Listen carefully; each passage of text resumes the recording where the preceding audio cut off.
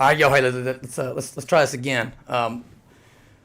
Thanks for coming back to the Way Too Much podcast here with my boy Pink and JR and your very own JRMC. Obviously, have some technical difficulties trying to figure some stuff out. Probably shouldn't be going live until we master this stuff. But part of the show is trying to be vulnerable and trying to be honest and transparent with how things go down in the real world. And so obviously, messing up's part of it. So we want everybody else to be willing to mess up and be okay with it and not be embarrassed by it and all that stuff. So it's part of the point, I suppose. So we're back here today.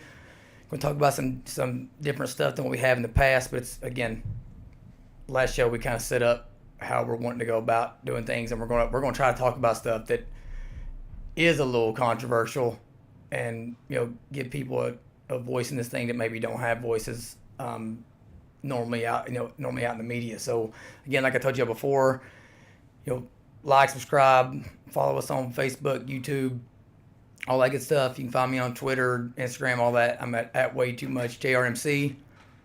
Sitting here today with my boy Pink, and today he's going to talk about what we're going to get started with here. So let's hear what you got, Pink. All right, how y'all doing? Yeah, I'm Pink, Johnny Gators, John Rogers, whatever you'd like to call me. Well, not whatever you'd like to call me, but that's all right. We're just going to jump right into this SCOTUS decision that everybody, I'm sure, has seen at this point. If you haven't seen it, you probably should see it. It is your right to see it, and it's your right to have an opinion about it, even though I know most of us think we're just regular people out here. Regular people are the ones that make the wheel turn in this country and always have. So I think it's about time we have our say-so in these decisions. But so what it is, the Supreme Court had an opinion leak. If I'm not mistaken, it was an opinion that was written back in February by Justice Alito. And as I said, it is an opinion written by one justice, not a decision by the Supreme Court in the ruling in an abortion trial. On Roe versus Wade. So it's Right. the signature abortion law that says that It's on Roe versus Wade and Planned Parenthood Planned versus Parenthood. Casey. Yeah, that's right. That's So right. the 93 case and the 73 But it's case. the one case that basically says that states don't have the right to enact their own legislation. Right. That it's the law of the land, that people have a constitutional right to an abortion. So Right. And as far as the makeup of our show, our whole purpose here is to start conversations that people ain't willing to have out in the real world. We all watch. You might be watching Anderson Cooper or Tucker Carlson or whatever, and you hear what they're saying, and you're spouting back to the TV, but very rarely are you seeing, are you out in the community having conversations about this kind of stuff with people that you assume have a different opinion than you do, or Exactly. you get on your screen with each other. So, Right. I think today you may see that John and I have different opinions than you thought we would. But again, I think it's a conversation that we got to have, and that we got to get 100%. focused on the people and stop worrying about necessarily what the elites think about it, Right. and worry about what we think about it. Yeah. And so, just to kind of jump off from there, when you see the opinion and you think about overturn Roe versus Wade, what's the first thing you think about? The first thing I think about when I hear somebody say anything about Roe versus Wade is who's going to throw the first punch. Yeah. But honestly, my opinion on the opinion is that it should be up to the individual person involved on what happens with their medical matters to begin with. That would even go back to where we were talking about, and we've always been talking about, we're talking about parental rights for children and not for businesses or schools. I think the same kind of thing applies in this scenario for me. That a person should have the right to do what they think is best for themselves in their community, as long as that isn't harming people immediately and isn't something that is what's the word I'm looking for? Intentional. And I think this is something that is very personal to people, so they're going to claw to it, clamp to it, and claw for it. And I also think that when I think of abortion, I think for me, we always talk about getting the brass tacks and nuts and bolts of things. It comes down to an animalistic nature of we are destroyers by nature. And if you look throughout nature, you'll see that other organisms, not just humans, oftentimes when their offspring aren't what they thought they were going to be or what they hoped for, or if something's maybe wrong with it, they see something's wrong with it, that they do take action against that. And I don't really think that humans are much different if we really break it down on a principle level. So we're trying to go back to being like Spartans. No, like we in Sparta throw them kids out that they got a little deformity or something. That's not what I said, because by that point you're already talking about something that's in your face, living and breathing. You know what I'm saying? And I don't think abortion is that same topic, in my opinion. Yeah. So you know what I'm saying? I mean, what I heard you saying, obviously, like I heard this conversation around choice, and I think this is where it's kind of a hard topic to discuss, because we're just the people that are talking about it playing by the same rules. So we're talking about choice. We're taking one key person out of the equation. I think that's why it's tough to even talk about the subject, because some people think it's a baby in there, some people don't. Some people think it's a baby a certain week or a certain trimester. Some people don't. You know what I mean? Like, it isn't necessarily a black and white topic. It's like there is a lot of gray area there, and people that are defenders of choice. Like to pull out. Talk about rape and incest and yada yada. People that are against abortion. Like to bring in the moral argument in God, and then it's protecting the vulnerable and like the people that can't protect themselves. So it's like each person. I think both sides can have a valid argument, but I think it needs to be individual. And so I can see where people are saying it's a valid argument. Like, I obviously disagree with one of them. And this is something that as I've gotten older, I think when we're younger, we have a lot of different. We think a lot of things. And I think a lot of people that are in support of abortion are the younger. The people that think it's black and white are the people a lot of times that either don't have children or that ain't had them yet and they're really young. You know what I mean? I would disagree. I would say it's both of those people. I would say it's those people, and it's also the people that are, I just believe in God and that's it. So it's automatically wrong. Those people think it's just black and white as well. Yeah. I mean, so, like, what I try to bring, we're never going to, like, bridge that gap to where we can all decide on the same terms. So that's where I think it's important to talk about what the actual decision would do. So, I think a lot of people think that overturn Roe versus Wade would just make abortion illegal. Right. They think it would just be, and it's because those people want the federal government to be the end all be all, and so they think if the federal government doesn't do that, that it means that it also means that it would be the end all be all, that it's just illegal. So the key important thing to me is like the United States is just that it's the United States. All of this decision would do is say that the Supreme Court, that the United States federal government did not think it was in their purview to enforce one standard across all 50 states. So it would return it back to the states, like a federal system where each state's a sovereign entity. And so, I think that's the number one thing people got to realize. And most people think that's most people have no idea that's the case. And it's like, for me, even though I fundamentally disagree with abortion, and I don't. It's like, I think that, and again, it's all about how you define it. I don't think going and getting like blue morning after pills and abortion. Some people do. You know what I mean? Like,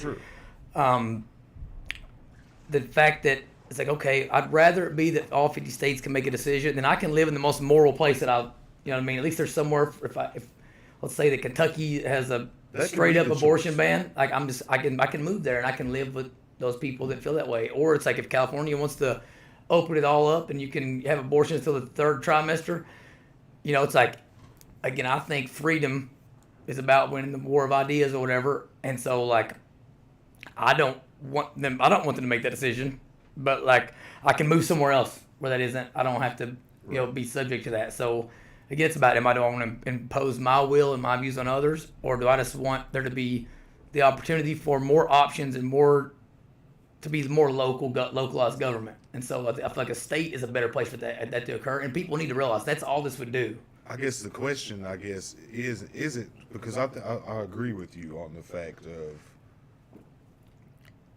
the facts need to be straightened out, and people do need to know that is what the decision says. It doesn't say, hey, you can't get an abortion in the United States. It's not what it says. I agree 100% on that. I guess for me, the question is really, which is the better method? Because me, you said you fundamentally against abortion. Me, personally, I wouldn't get an abortion, but I don't have a problem with anyone else maybe thinking that it's the best route for their lives and what they got going on. You know what I'm saying? So, if that's what you feel like is good for you, you do your thing. This is where I find the problem is who should be deciding where that can happen and where that doesn't. And I think that's the real question at this point. And to be honest with you, I'm kind of torn on it because on one hand, I do see the point of there should not be like one thing that says, hey, you can do it everywhere or you can't do it everywhere, because that kind of defeats the purpose of how we set things up here. You know what I'm saying? But on the other hand, by giving the power to the states, to me, also kind of takes away a little bit of that freedom too, because it's like, okay, I have the freedom to live in Kentucky, but I have to, like, what if I don't have we already struggle here. What if something comes up and I don't have the means to get to California or to Massachusetts or something like that? So am I just forced to go on living your way that you want me to? You know what I'm saying? And I think that's the real struggle that we should be talking about. But that's the thing, though, is like, I don't know. It's not forcing anyone to live any certain way. You know what I mean? It is if I don't have a choice in it, because y'all decided that's not the way I want it. I mean, I shouldn't have to just move, because, I mean, to me, it's no different than, like... Well, you wouldn't necessarily even have to move. I mean, you literally could just go there to get an abortion. But usually you can't. It's not that simple, and you know that. Oh, I do know that. Again, I just think that, like, again, one way or the other is less of an imposition. Like, if someone says you can't have an abortion here, it doesn't say you can't have sex. It doesn't say you can't be promiscuous. That means you can't have 100 different partners. It just means that, like, once you get pregnant, like, your life ain't about you no more. And we're both parents, so we both know as soon as you get pregnant, it ain't about you no more. You know what I mean? It's about you. It's about your child, and about being a parent and raising the next generation, that kind of thing. Whereas saying that abortion has to be legal is literally nationwide. It's literally saying I'm requiring you to live in a society where you can't go somewhere to live with like-minded individuals, like, that doesn't agree with this, and have local government that doesn't agree with it, because we're making everyone make it, an open deal. I also, it's like, I think if everyone was good actors and we could trust everyone to not. The problem is there's always these people on the extremes that do bad things, and the problem is that on one end of those extremes ends with literal children dying that are in the third trimester of pregnancy that are viable. You know what I mean? Till they could live on their own. Whereas on the other side, worst case scenario means that, like, another baby's born, you know what I mean, and, like, gets the opportunity, even if their life stinks and they end up growing up in poverty, they're still alive and breathing. You know what I mean? So those are the extremes. I mean, but who's to say which is? I mean, obviously I don't agree with murder, but I'm saying, who am I to be the one to decide whether?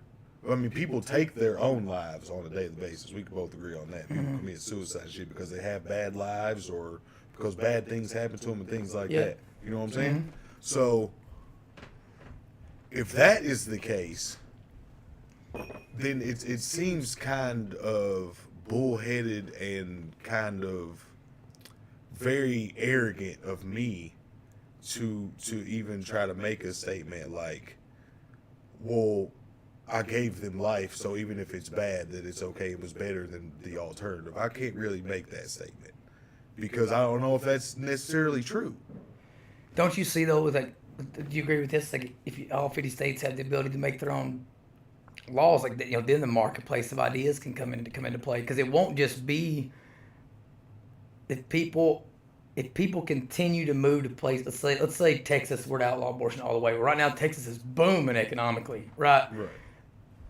But in the marketplace of ideas, if abortion being illegal is a big enough of an issue to people, technically it should play itself out in that marketplace, right? I mean, you would see less people moving to Texas. You'd see less money being spent there. You would think that, but that's like saying, I could use that same argument the other way. You know what I'm saying? And say, well, just because abortion's legal, shouldn't that mean that more people will be inspired to make sure that there are treatments for prenatal disease and things like that, which are, I think one big problem, obviously we haven't said this yet, one big problem is I think that people think that people only get abortions because they don't want children or something. Yeah, you know what I'm saying? And that's not true. You know what I'm saying? Mm-hmm. That's definitely not true. And I think a lot of people think that too. Like, people only get abortions when it's like, oh, well, I got pregnant and I'm 17, I can't afford it, and I just don't want a kid. And I don't think that's the case. I would honestly probably say more people have an abortion when they find out things like, oh, well, I'm 46 years old and there's a 92% chance my kid's going to have autism and I'm poor and I don't know how I'm going to be able to do anything about it.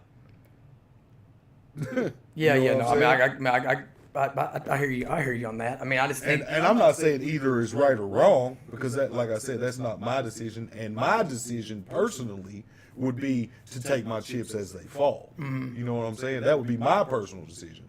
I just don't think it's my place to say that to someone who would be in that place, because I'm a firm believer in you make judgments based on the situation that you're in, not the situation that you want or that you came from. yeah, I mean, I definitely think it's bad. I think on the right, especially I consider myself on the right.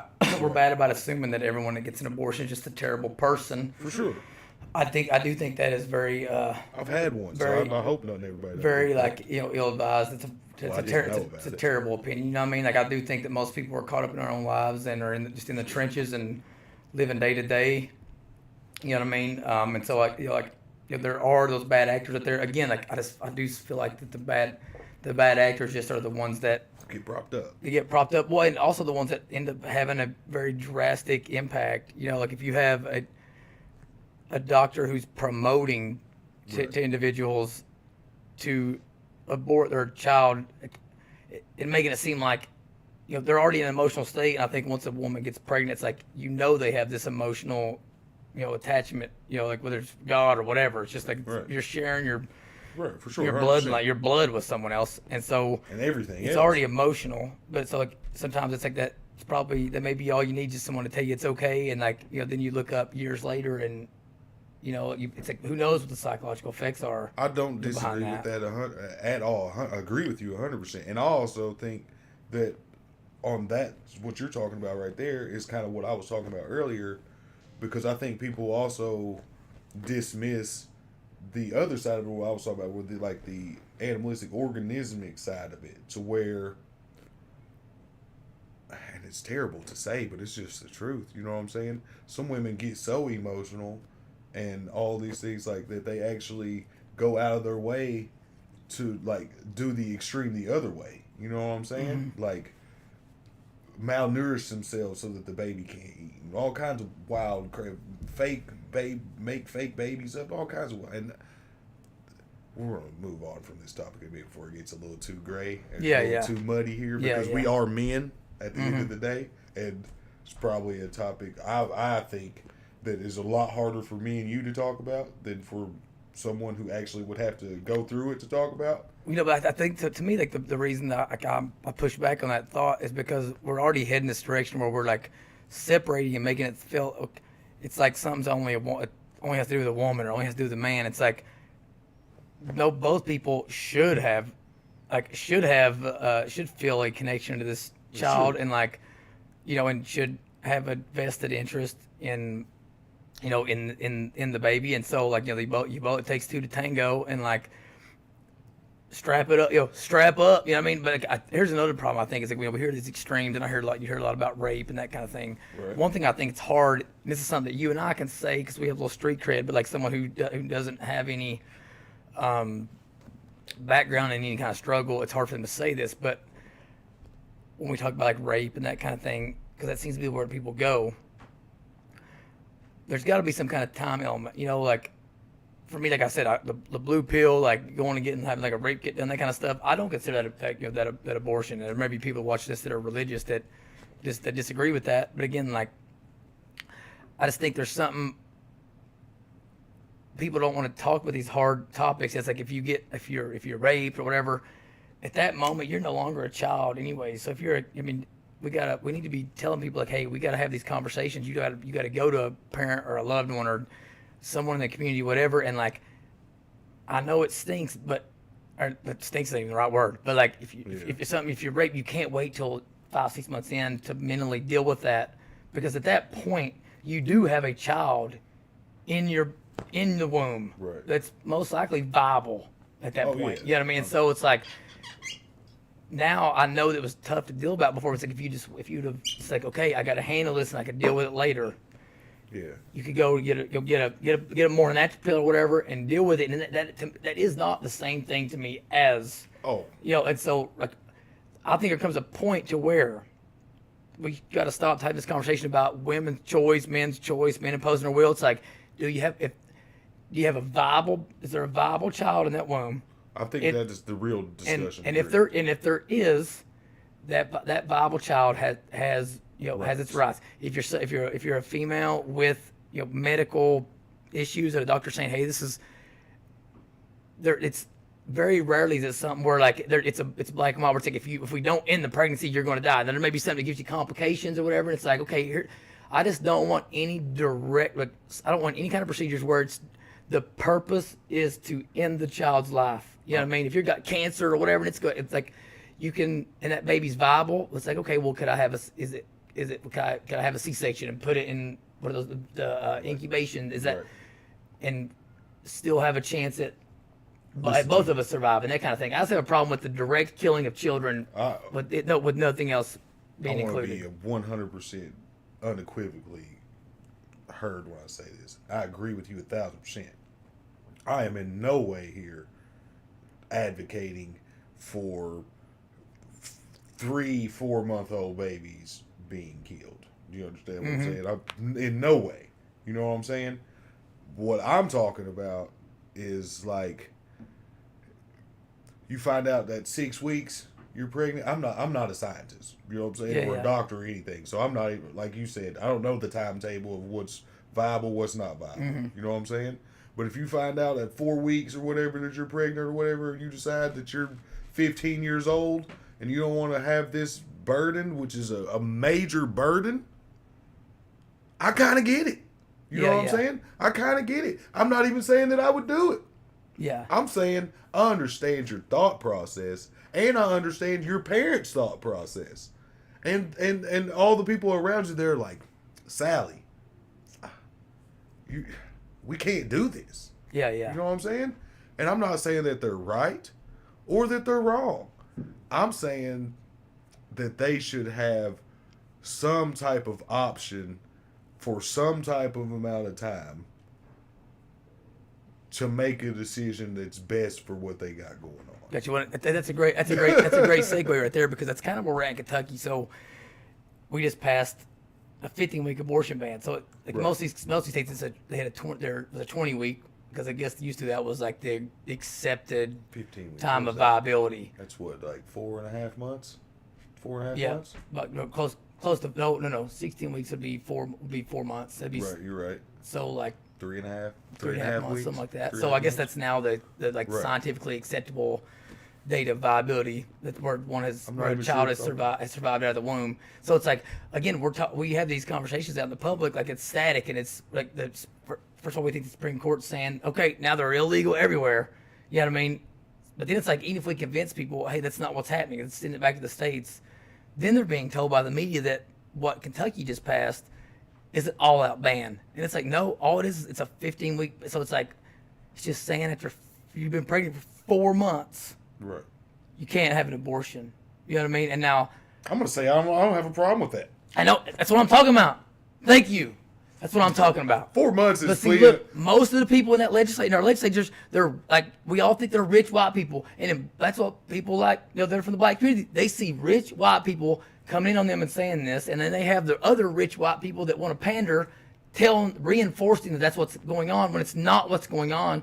And I keep telling people, the black community is not in support of killing children. Fuck no. Not none of them that I know. I mean, we could end the show now I mean, and never do another podcast. I'm sure there may be someone out there. I don't know them. but Again, I'm sure we're no talking one- about community. No one that I know knows them. Community-wide stuff. I'm you know what I telling mean? you right now, there's not a single person that I know who is like, oh yeah, let's kill the kids. No, that's not. It's not. And so that is not a But black see, and thing. so to me, that's why we're in a crisis, because we all know the vast majority abortions affect the black community more than any other community, and me and That's you both true. are sitting here agreeing that we know the black community is not in agreement when it comes. It's not in agreement of that abortion is like moral and okay. I'd have to see like some kind of stat. I don't mean to cut you off. So what's like so That, what's so no, what's I don't mean. I know that abortion happens more in black community and that thing like that. I'm saying I would like to see a stat of. I'm sure you could probably pull it up of what percentage of abortions by black people are past 4 months in the pregnancy. yeah no that would be a good thing Because to look at here. I'm gonna say that stat probably doesn't exist. Maybe it does. Somebody might be doing it, but I'm gonna say it's not very high because how many people you know that's got? Well, maybe not you. I know plenty of people that've got mountains of kids. I've got 4 kids myself. So let me put some stats in. 5 Okay, so kids and to a put this in grandbaby. perspective, since Roe v. Wade in '73, all right, there's been, roughly, I think this data was probably from like 2012. I think it's 2012 or something. But Okay. 44 million abortions since 1973. 19 million of them have been from African Americans. Okay, so dang near 50%. So let's say 46%. Blacks make up 13% of the population. You said 19 to 44. Yeah. That's not 46%, but Roughly. It's Because 22 would be 50%. 22 million would be 50%. right. So yeah, I mean, yeah. So 45%, something like that. And the blacks make up 13% of the community, and we both are just sitting here of the U.S. population, and we're both sitting here agreeing that we know there's no widespread acceptance of. Also think I would like to also see a stat that would be one, how many of those are because of said rape, and how many of those were. Which they kept really bad records then, so it's probably a higher. Well, there's actually, I know there's stats out there for that, but the last number I think I heard was like less than 3% of abortions can be related to rape or incest. Well, I wasn't even talking. I was more talking the rape thing. Nowadays, well, first off, I would say most people are ashamed to admit they've ever been raped. For one thing. No, that's what I was alluding to a minute ago. Is we're not having that conversation around the reason those people end up wanting abortions late is because we're not encouraging people to be open and honest Which and is a being mental and health like thing. yeah, it's a mental health thing. It's a parental thing. Parents for sure. aren't talking about sex with their children. 100%. You know, and it's like you don't have to sit down and talk about penetration with your 6-year-old. It's called be married and like flirt with your wife in front of your children. You know what I mean? Or just like every child ends up doing inappropriate things. And you have to be able, I've seen this happen a million times. People want to baby their children in situations where the truth needs to be told. Yep, and that's why, and that's when the state moves. If your kid's 8 and he's standing there and he's pulling his joint, that's probably a good time for you to tell him, like, hey, bro, that's not really like acceptable for you to be standing there. Well, that's when the state moves in. Is whenever they don't think people are, when they don't think like parents and stuff are parenting, they step in and start trying to make decisions, and sometimes it's rightfully so because if we're not doing it, you know what I mean. Yeah. And so, but again, the point of this show is to get down to these brass tacks. Yeah, we're just talking black and white community on like stuff is not as far apart. Y'all didn't hear it from me. It wasn't, white boy crazy, long hair looking, like he came from a Klan meeting. We both are sitting there saying, and we're in agreement. I mean, show me the black guy or woman or transgender or gay person plus lesbian, whatever you would like to be in your life. Show me that person who's walking up to people and is like, hey, man, yeah, you're 8 months pregnant. Just go get an abortion. Show me that black person. Yeah, I know. I don't know. I don't think you found one. I don't know. And so, let's go back to, I'll take a step back. So there was an interview. This is what Ralph Northam, and I think he's Virginia, I think. So I think it's where, I can't remember which state, or North Carolina one. Like, he was beaten in his last election, but he basically, in an interview, was saying, someone asked him, like, okay, well, if someone has a viable pregnancy, they have the baby, and then like they're trying to decide if they're going to keep it or not. But the baby was going to be deformed or something. He was like, well, we would resuscitate the baby. I would expect them to resuscitate the baby, keep it comfortable, and then the mother and the doctor need to have that conversation. We're talking about a viable human being. I don't care if they have Down syndrome or whatever. Once the kid is breathing, whether by machine or on its own. Now, or could euthanasia is a different subject, but a subject I guess at this point in the conversation would come into play. That's a tough one too. I mean, that's one. So that kind of stuff is actually happening in certain areas right now. I believe that. And like, I mean, Kevorkian was So I mean, just famously. Think about that for a second. You know what I mean? And so we sit here and have this like blue-red conversation in this fight. Whenever I'm like, throw out donkeys and elephants and Republicans, Democrats. Talk about some humans. Talking about humans, and we're talking about they keep us divided as communities because they know if we talk about this stuff, we're all gonna be like, nah, man, we ain't about that. No. You know what I mean? Like I don't care. It's like, and so that's that. So I think we can all be in agreement with that. Like, again, I think if people would talk about it that way, we have a totally different conversation. So again, remember, they're not banning abortion across the country. Okay, they're not doing that. They're not saying you can't have an abortion. They're saying each state gets to make their own laws on that. Then each legislature, if you don't like the legislature and whatever they do, you can move. I know that's tough. I know that's not. I mean, it's not easy. Definitely not ideal. But we've moved. I have moved. And I know that I moved out of where I moved out of because I was forced out of it. But that's, I think for me, I'm glad you said that.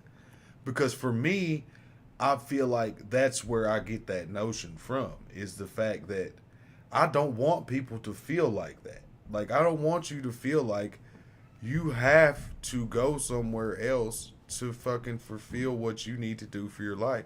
And I'm not saying that that's never going to happen, because I'm not like, I'm not a wizard. You know what I'm saying? I can't alleviate all your problems and just make them go away and just say, hey, what you want to be? You want to be a great podcaster? Boom, you're it. Can't do that. But at the same time, I do think at the end of the day, easier is not the word. But I do think that what the government's job is to do is to make what is necessary for you as a citizen of their country to be prosperous, be accessible and available to you. You know what I'm saying? Mm-hmm. Like I think that is like on a concrete level. Like that's what government should be for, to give you a base of laws to keep you safe, and then the opportunities and the access that you wouldn't normally have because you're a simpleton. You know what I'm saying? We're humans. We're simpletons. Mm-hmm. That's like their job.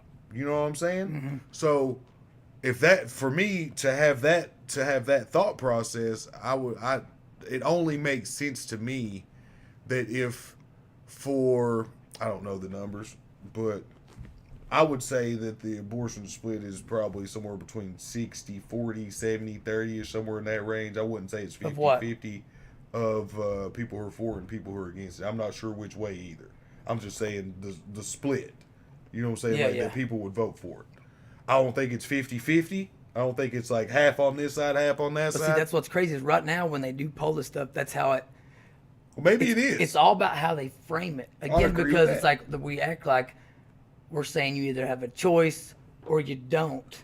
Yeah. You know what I mean? And like, then you start drilling it down, and like, okay, well, actually, what we're saying is one side's saying you should be able to have an abortion whenever you freaking want to have it, no matter what. Like some people think I don't agree with that. Some people think it ain't a child till it comes out of you. Takes its first breath. I mean, what you just said right to me a second ago was after it's already a child and born, and that is murder. Well, I'm just saying. You're just proving that it's subjective. And I'm telling you, and I'm saying it to you. So that's our moral conundrum. Is that we're having this thing where some people, it's like I don't think anybody. I kind of wish there was a way for us to know. I want to know who thinks that isn't murder. I agree. I do want to segregate that population. Yeah. I don't care what color you are, how old you are, where you come from. I want those people somewhere else. Those are the type of people that the reason why I walk into rooms, I sit my back to the wall. You can't trust nobody like that. You know what I'm saying? You can't trust nobody that's like the guy who walks outside and fucking kicks a cat down the street. You know what I'm saying? You don't trust that guy. You gotta watch out for those people. So I'm saying, so right now there's no way to know who those people are, because they're painting the picture that that ain't what they believe. Right. But then they push back anytime somebody tries to put in a 15-week abortion ban. They act like you're trying to ban abortion, and so because they know that their opinion ain't popular, so they got to make it all seem like it's all the same. And so I agree. I think the main thing is, again, I just want to say though, I don't agree with that guy the same way that I don't agree with the guy who says that a morning after pill is like killing a kid. I don't agree with you. To me, both of you are idiots. Well, I said, I'm with you. I'm with you on that. I'm with you on that. So, like, to me, I think it's about, again, this is why the federal government first has to step out of the box and say this is in our purview, so that we can talk about this kind of stuff, because everywhere is going to have different cultures and have different types of like what's culturally acceptable. But it's like, for me, my main thing is once that baby is viable, and I said they go to the extremes, like what if you rape, incest, what if you kill the mom, whatever. It's like we should be at all times doing whatever we could do to save a viable human life. So if the mother, if going through labor is going to be bad for the mother, right? Okay, well, it's like, okay, do you have to, but you're 6 months in, do you have to terminate the pregnancy? Can you not try to, like, okay, we have to end, I'm just saying, we have to end the pregnancy. We realize that. Can we take it out? I'm saying relative question. I'm just saying, because this we have to ask the hard questions. If we're in the hospital and it comes down to baby's 7 months old, okay, I'm just picking a number here, and it's like, hey, if this baby doesn't come out of you right now, you're dying.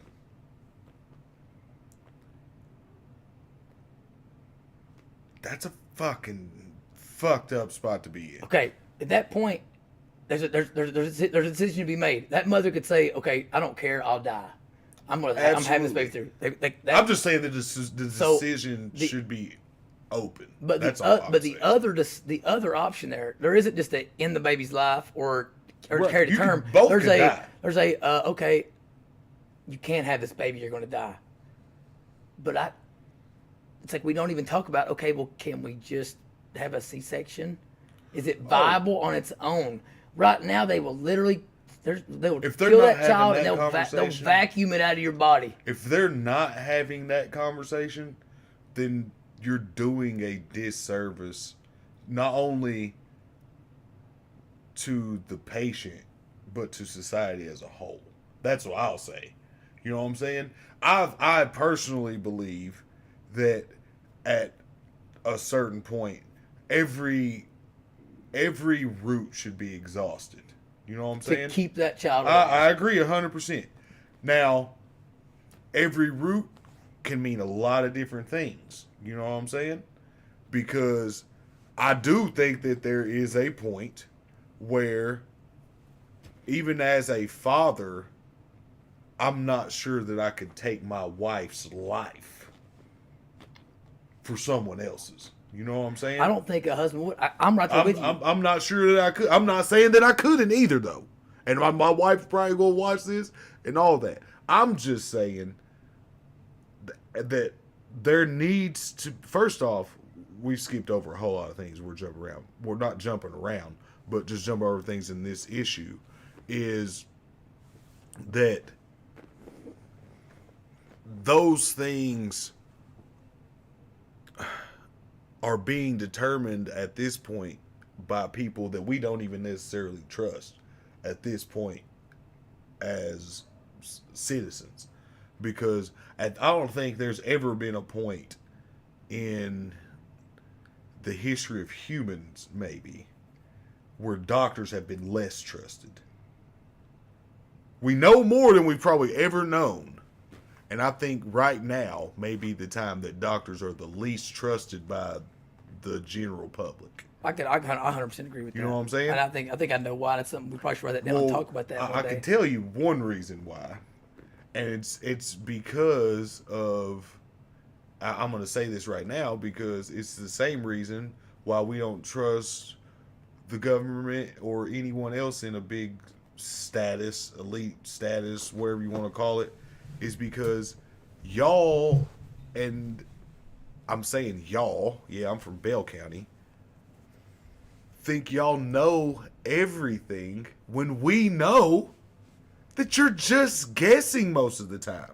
You know what I'm saying? Mm-hmm. Like, you're literally just guessing. And I understand that your guess is a better guess than mine. I haven't been to school and studied anatomy, and I haven't done those things. I understand that. I'm not taking that from anyone. I'll give you your kudos for actually being, what's the word I'm looking for? Committed to the task, because it's hard. Commitment is tough. Yeah. Especially if you're talking like 10 years to become a doctor. Yep. You know what I'm saying? But at the end of the day, I mean, you're coming out there. What do most people do in school? Cheat. Yeah. That's what most people do. They cheat. We know that. Yeah. I've never been a cheater, but I know lots of people who cheated their whole lives. That's all they did all through school. They just passed their papers around. There was 10 of them in a group. You see them. They're all doing their homework together, just passing around stuff. Yeah. Like, what makes you a better doctor than me? Yeah. Well, see, you mentioned a minute ago. We probably we'll move on. Here's what I want. Here's like the main point of. We ain't necessarily even trying to like.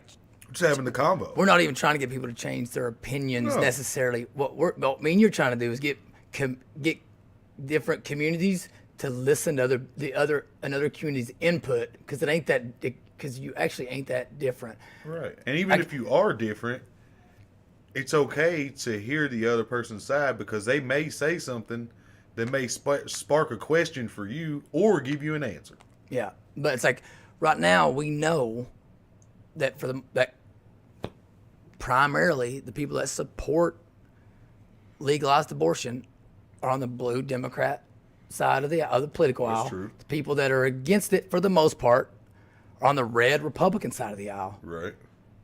And but the funny thing about that is, for most people, I don't Take know. 80% of that 100. I don't know if any of these. I don't know of anyone who can talk about abortion without having like deep rooted opinions on it, right? And so we assume that everyone's convicted in one way or the other, and we associate every Democrat with being pro-abortion, right? And pretty much, I other than maybe Joe Manchin, like I don't know any Democrat that would vote to overturn Roe versus Wade in the United States. I'm not sure. I'm not sure they would either. Congress. I agree. And so, with that being the case, and then knowing that, we don't know this exact number, 90% of Black America is registered Democrat.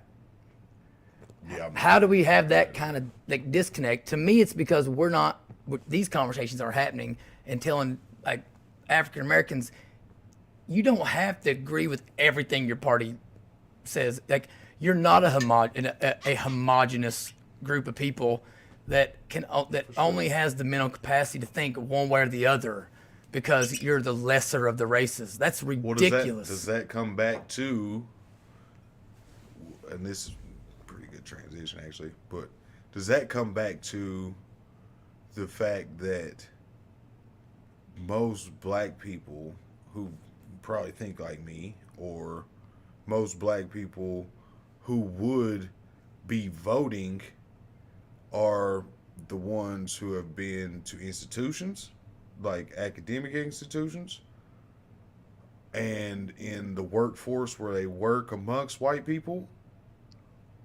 and they've traveled and been out of the places where they grew up and were raised. And does that also have to do with the fact that when you're talking about the percentage of Black people that vote, it has been dwindled down so far at this point when did we get the right to vote? Like 1964? Right, mistake. That's when the Civil Rights Act. I mean, that's when Jim Crow and stuff. But I'm not even necessarily talking about just But I'm just saying, blacks that are voting. What I'm saying is, but I'm saying in general, but I'm saying the number that you pulled up, is that a reflection of that? Because when you're only getting, I just got my right back to vote. You know what I'm saying? With Andy Bashir gave my right back to vote. You know what I'm saying? Never allowed to vote before because I'm a felon. You know what I'm saying? Well, I voted one time. I was 19. Obama. That's it. But I'm saying when you're talking about the amount of people that vote Democrat and these things, what I think a lot of people don't realize is Black people are uneducated. They're uneducated in the school system, but a lot of us have gone on and gotten our education in other means. So if you take someone like myself or some of the people I know and stuff who have self-educated, who have been locked up and educated themselves when they had 2 or 3 years to use a library of the way they wanted to use it and to indoctrinate themselves with the knowledge that they felt like they needed to have. And then you take those people and you put them in the streets and they have the knowledge that we're talking about, and they're like, well, man, they're just doing this and they're doing this and we're getting screwed here, we're getting screwed there. You know what those people can't do? They can't vote. But what I'm saying is, I'm not even talking about voters. I'm talking about party. I'm saying like, party line. That's where it falls. What I'm saying is, like, so you can only register to party if you can vote. Blacks, if they're registered or not registered, they when they ask populations of people which party they identify with the most, it's overwhelmingly Democrat. Literally what I'm saying, they're not asking none of those people that I'm talking about. I could pick up my phone right now and call 100 people and ask. I bet you they ain't never been asked a question like that. You know why? Because they live in east side of Detroit, on the west side of Detroit, Philly, Miami, Houston, Texas on the southwest side. You know what I'm saying? Southwest Chicago. Like, they ain't going there asking none of those people no questions. Like, but what I'm saying is those areas are going blue every time. Those people aren't voting. Somebody is. Not them. Listen, what I'm saying is, I'm just telling you, those people aren't voting. If you go to the West End here in Louisville, 2 out of 10 can vote. But Anybody who can. What I'm saying is they're been represented by Democrats. We haven't had. I don't really remember what I last was time. saying. We haven't had a Republican governor here. Mayor here. I can't remember last time it was. And Louisville? In Louisville. Oh, that doesn't surprise me. And so, but the urban areas are going Democrat. Okay, we can admit that. Detroit's going Democrat. New York City's going Democrat. Los Angeles going Democrat. Oakland. I mean, you name it. Right. It's going Democrat. Where's the disconnect? We just established Well, that. I can tell you we that. just hold on. We just established that the African American community does not agree with total legalization of abortion. All right. No, we agreed that black people didn't agree with anyone being aborted who was over 4 months. Yes, I said with total legal. That's what I'm saying. When I mean like total legalization. I'm saying we always talk about it. When you talk about language, you have to be careful what you say, because when you say total legalization, it gives the impression, like you're saying, that there's the impression that black people are just up for whatever type of abortion, and that's not true. And I don't think that that's what the Democrats are up for either. And I think to say that would be a disservice to them. Just like I think, like you said earlier, you don't think that the morning after pill is committing abortion, right? Yep. You said that. So to say all Republicans are just 100% against abortion wouldn't be correct either, because there are different degrees of it just in the Republican Party who would disagree with something you say over it being, so it couldn't be like 100% legalization. That's all I'm saying. So when you say total legalization, it gives off the wrong impression. So, but okay. So I'm gonna bring us back to full circle. So let's start here. Would you agree that in a world where there's only two options, total legalization or you can't get one, period, would you not agree that one of those options allows you to kill human beings, human children that are viable on their own, right? And one side of that argument is saying you can't kill those people. I'm not going into the nuance. But you already went into the nuance when you used the word viable.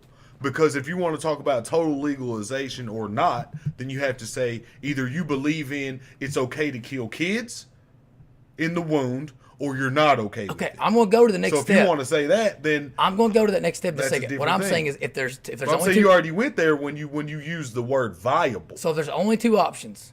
One of them is you Kill have kids or don't. You would agree that you leaning towards the don't kill kids, I right? agree. Okay, we're on agreement there. The next step is when you hear that the laws that are trying to be put in place are simply trying to keep people from being able to have abortions post 15 weeks pregnancy. Right. Do you hear fascist undertones or Nazi undertones? I think when you hear that 15 weeks. That sounds, the fact that you even use the word fascist or Nazis just sounds But that's what the stupid as people, I know, I agree, but that's what's being said about the people that are trying to do that. I'm sure it is, and that's, and anyone who's saying that, I hope you could look me in the eyes. I'm looking toward the camera. You're a moron. If you're saying that, you're a moron. Just like you're saying if you want to give free health care to people, that you're like some kind of socialist fascist, you're a moron too. You know what I'm saying? Like those are the two extremes. Like no one can decide who's a fascist anymore. First off, are you on the right if you're a fascist, or are you on the left? Yeah, because are you all fascist? Because you can be both. You can be a fascist all on fascist? each end of the spectrum. It's like are you all fascist? You go a certain to the far end of the way of the spectrum, and it ends up coming back together, Yeah. and then you're both authoritarians. Maybe we should all just admit that in certain moments we're all fascist. Maybe we should just all admit that in certain moments we're all capitalists, because that's the truth. The truth is that at the real grit of the situation, we're all just pinpointing the center, because we're all trying to get the same things accomplished. We're trying to raise our families, try to be productive, hopefully, maybe make a little money along the way. Money isn't that important to some of us. Some of us is more important. I don't really care about it. You know what I'm saying? But at the end of the day, when we start putting all our ideas in a box, take 3 boxes, set them on the floor. You got a box on your right, box on your left, box in the middle. Start throwing ideas in it. Have 10 people standing there. Most of the damn ideas are going to land in the middle. Yeah. I mean, we all know this. You know what I'm saying? But, so, okay. There should be 4 or 5 land over here, 4 or 5 land over there. Can we agree that on this then? If you don't, wait, let me figure out how to phrase this. If you think it's reasonable to not allow abortions post 15 weeks, it is. And you're an African American, you should not feel like you're not black anymore because you think that's okay. That's a pretty safe state. Okay, well, and so again, this show's about bringing people together. Right now, that's the way the picture's being painted.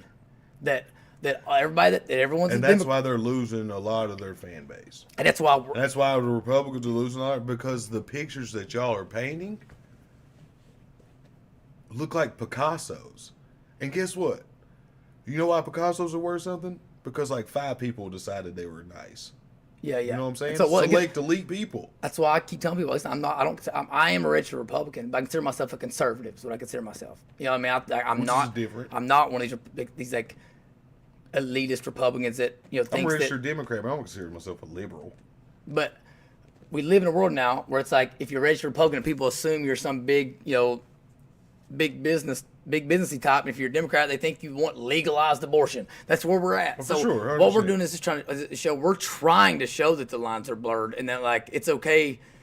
They should be blurred. If you want to talk about abortion, and you're like a white person, obviously if you got to come at it, you shouldn't. But if you're going to talk to a black person, first person you talk to them, this first time you talk to a black person, you shouldn't be jumping straight into abortion. First conversation. Maybe you should. But it's like you might actually find out that person immediately has something in common with you. But let me tell you something.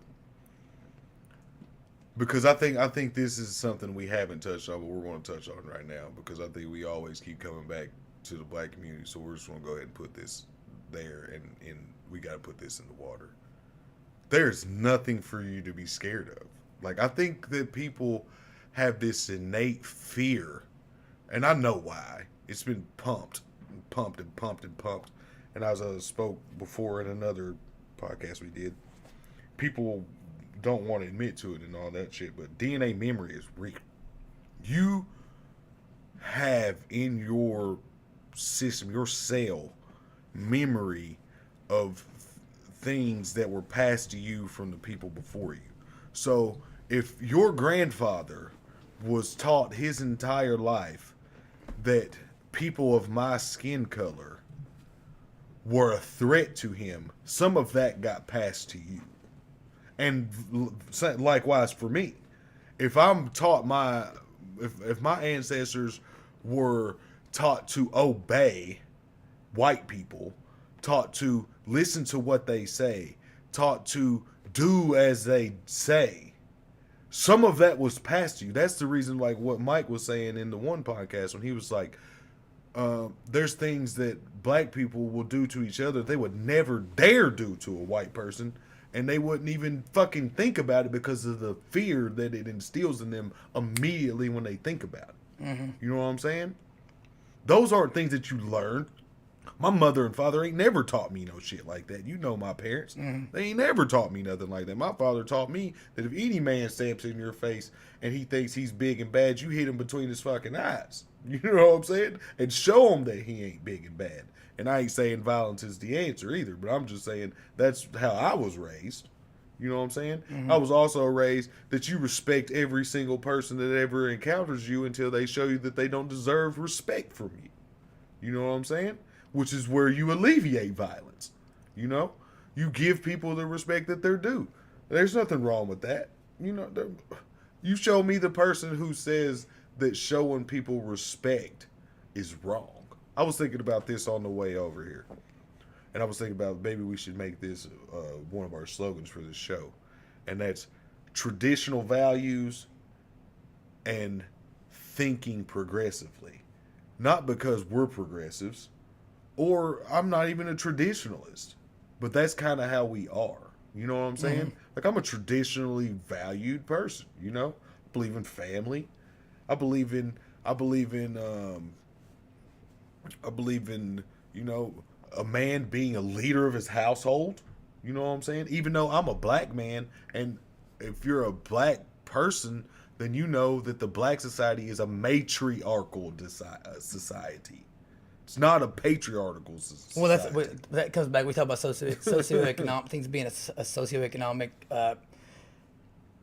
classes. That's a very like redneck, white trashy thing as well. Like mamas and big mamas run everything in East Kentucky. For You know what sure. I mean, ain't nobody like.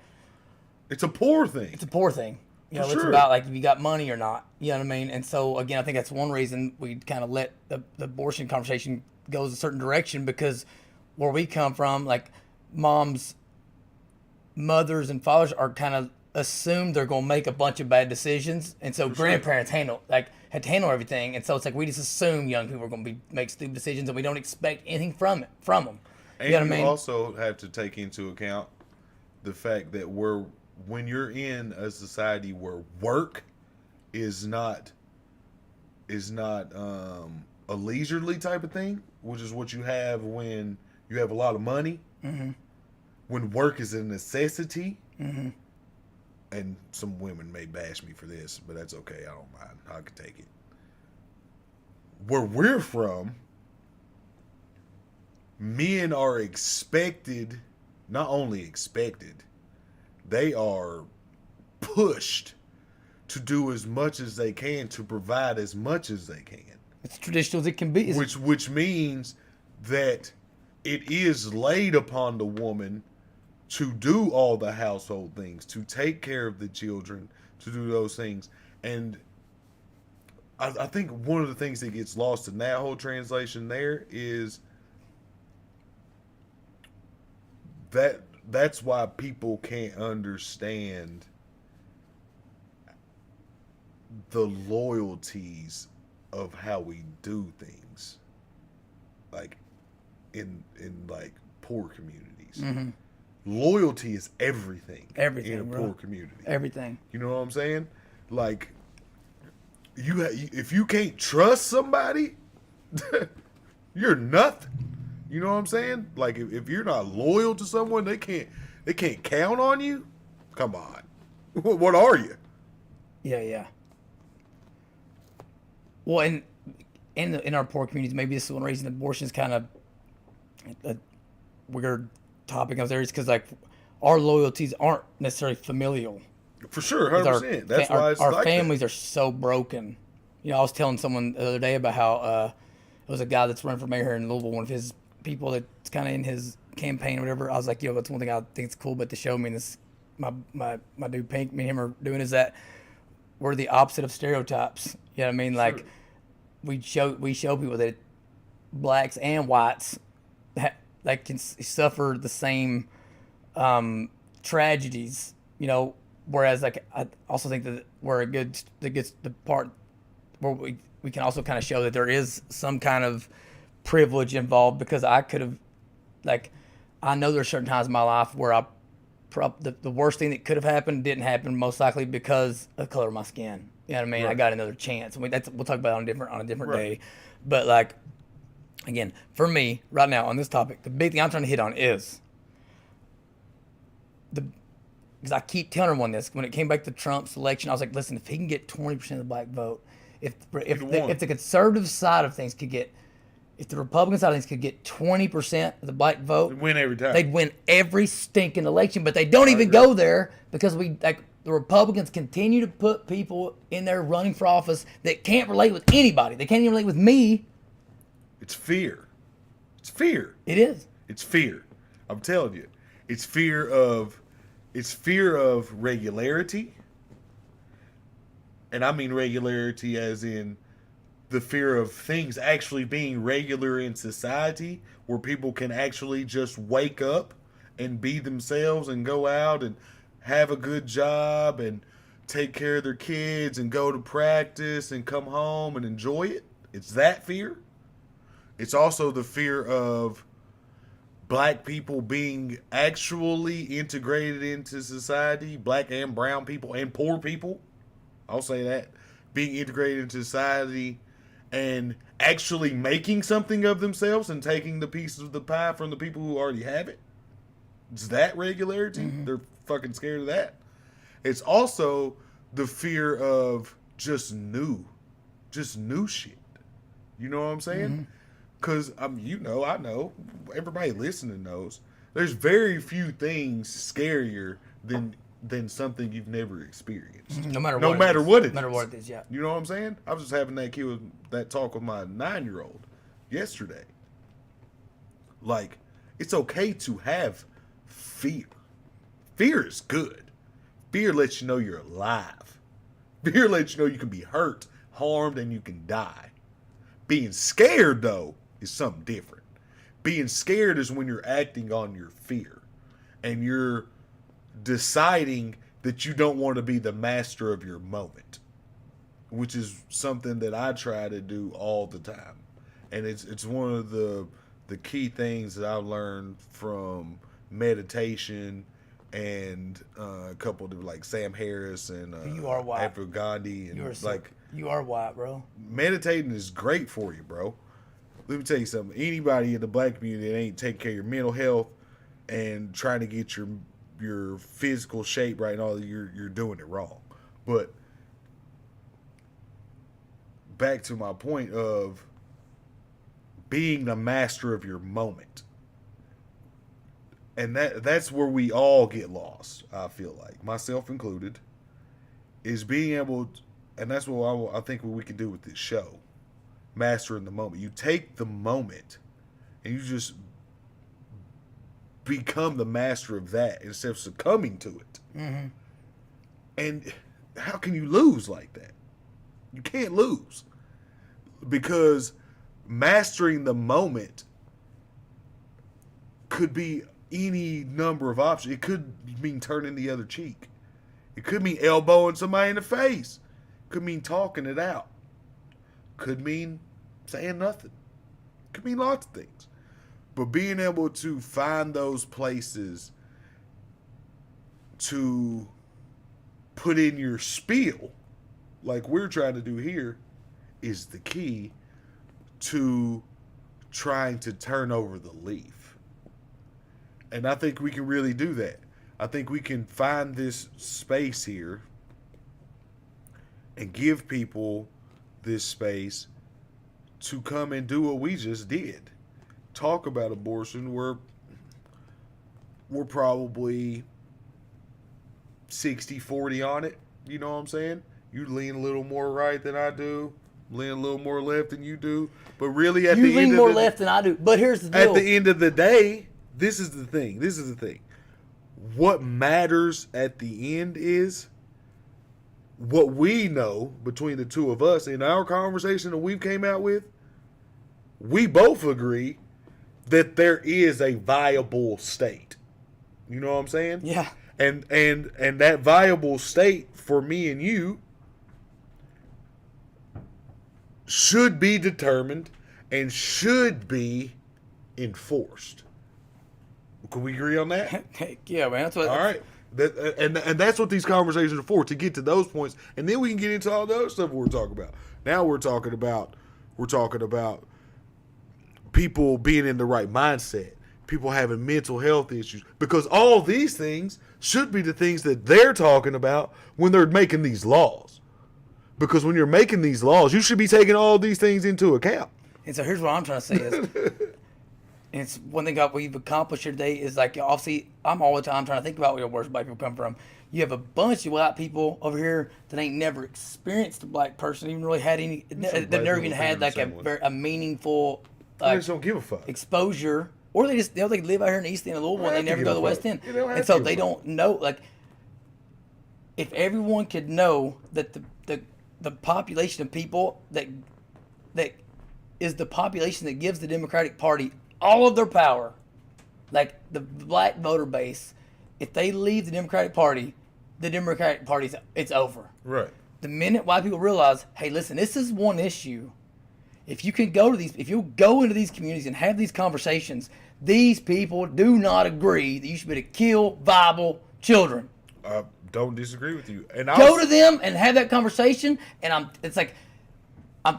telling you, then where we end up is closer to where like we all would be okay with it, as opposed to this whole like having Dr. Kevorkian. You know what I'm saying? Like the Democrats in power. Dr. Kevorkian will always exist. But like the Democrats in power would have to change and become more, at least socially conservative, like you've already alluded to all the ways the black community is more socially conservative than most people, than anybody's willing to admit. They would have to come this direction, which also makes it on both sides. I know, but what no, I'm just saying. But listen, I normally agree with that, but right now I think we are in a moment to where the lines, they're like, nobody knows the lines they're drawn, and we do have issues to where there is the lines definitely need to be drawn. Like we can't, like, there's things in the right now we can't compromise on because it leaves the illusion that everything's a compromise. Like, we can't compromise on the fact that we got to get out in the black community and go into a black church. I know white people. I know we're used to going to church for an hour and getting out and getting to KFC by 12:10. You might have to go to a black church and be there for 4 hours. You know what I mean? And like, shit. so you can talk, so you can let them know, like, hey, I'm about that life. Be good though. You know what I mean? It's like, you gotta let them know I'm about that life. I agree with you. I agree with the things you're talking about. If I gotta sit, it's like, if I gotta sit in a black church for 4 hours because that's how y'all do it to show you that I'm gonna ride with you, then I'll do it. I disagree. I'm sorry. I agree with that 100%. But I'm just saying, when I say both sides, I'm saying that it needs to be likewise. You know what I'm saying? Like, literally everything you're just saying. Like, if you're a black person, like, you might have to go sit down in a fucking Pentecostal church one day. You know what I'm saying? And listen to what you probably consider not too much rhythmic music. You know what I'm saying? Well, again, yeah. I'm just saying. In a normal society, yes, but right now we're in a situation. I'm trying to get people on the conservative side of the aisle to realize, right? We already all agree with everyone that we're on this side when it comes to, like, abortion. Right. All we need to do as a Republican Party is stop being stubborn and go into the black community. I think you can have this conversation and stop saying, like, it's abortion or no abortion. It's like, no, I know y'all don't think you should be able to kill babies that can survive outside the womb. I know you don't believe that. You would definitely win more arguments like that. 100% agree with you. And if we would do that, again, we'd never lose another election. And so, but then at that point, there may be other issues where the black community's like, hey, man, I ain't about that over here. I ain't about this, like, trickle down economics, and y'all got to come over here. Then the compromise still leaves you on the right side of the aisle. I agree 100%. I guess what more I was saying was that I would reach out to, because I mean, obviously, me and you, by standard, would fall on opposite sides of the aisle. You know what I'm saying? I'm a registered Democrat. You're a registered Republican. So I'm just saying, on the other hand of that, because, you know, we're both here on behalf of what we represent, I would say to them to say, then you need to reach over to your Republican buddy, because at the same time that that the Republicans are saying to the black folk, we're not saying that you can't have abortions. We're saying you can't have them after it's 4.5 months old. You know what I'm saying? 3.5 months old. The same thing needs to be from the other side to reach over to the other side and say, hey, man, look, we ain't talking about fucking killing 8-month-old kids. You know what I'm saying? We ain't talking about having abortions of babies that can come out and breathe, that can come out and, you know, maybe they need some assistance. Maybe they need a machine for a week or two or a month or whatever. We ain't talking about that. We're talking about 3 weeks in, you hit Charlene at the club on a Saturday night on an accident. You know, you didn't really know that the condom burst. And, like, you're like, well, I don't really know Charlene. Charlene fucking might be a fucking maniac. Or Charlene's 55 years old and at 95% chance of having autism in the children or whatever. I'm just saying, weird shit goes on in the world. 55-year-old chick, but again, I'm just saying. The main thing we're saying is, just reach across, talk to somebody. We can't even talk about those things yet because we ain't got people are scared. Well, and we got people in there that aren't leading the wrong way. That are leading the wrong way and aren't having the right conversations. But this is one place where we can get the conversation to head in the right direction. I mean, simply by, if we get the black community to realize the people on the left side of the aisle. There's another option. That's all. Yeah, there's another option, and right now, the left side of the aisle is saying you should be able to have an abortion at any moment in time because women should just decide. You know, women have all the choice, and men shouldn't have But I just want to say, I'm sorry, I know I keep. I just want to say because you know how I am about language. I just want to say, like, just because what you just said was that people on the left side allow the aisle want you to be able to have an abortion at any time, and I don't think that's true. I want to make sure that we're not pushing that the statement. people in power. I'm saying that's what they are pushing for. The Nancy Pelosi's of the world. Nancy Pelosi said that you should be able to kill a baby at 9 months old. All theirs right now, their argument is. No, I'm saying that's what she said. Like, I mean, anybody who has said that, I want to know, because anybody who has said that, one, has not earned their position of what they have. Well, again, when you fail to morally admit and explain what people are actually trying to do, instead of saying that they're trying to ban, they're out there saying they're trying to ban abortion, and yes, that's what they are saying. When that's not what's happening.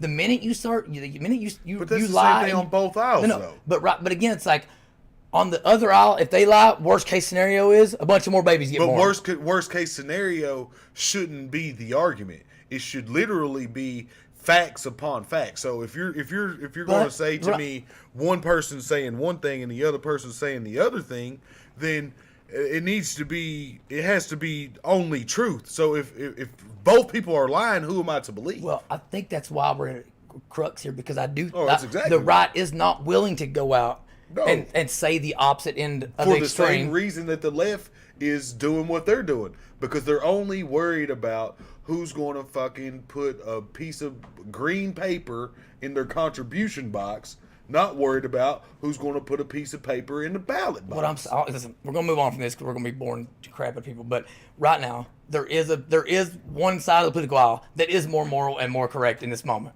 and that is the side that's trying to say that's trying to say there is a viable point in life. I'll never say anyone's more moral or more correct. But the main thing for me isn't about. I'm not trying to convince people to be Democrat or Republican. This show's about bringing communities together and letting them know that like these divisions are put in between people that they're not true. Like that, I agree. You are rich, elite, white people. You are being told that black people are okay with this stuff simply because they vote Democrat. That I agree with. And that's all. Like, again, I'm not even trying to get into this political. Like, I'm just trying to get into this fact that this is the type of stuff that's keeping us separate and keeping us from being able to move forward. That's all 100%. That's all I'm trying to say. Oh, I agree with that 100%. And I just want to say that the faster all of us, me, you, everyone listening, because I know there ain't nobody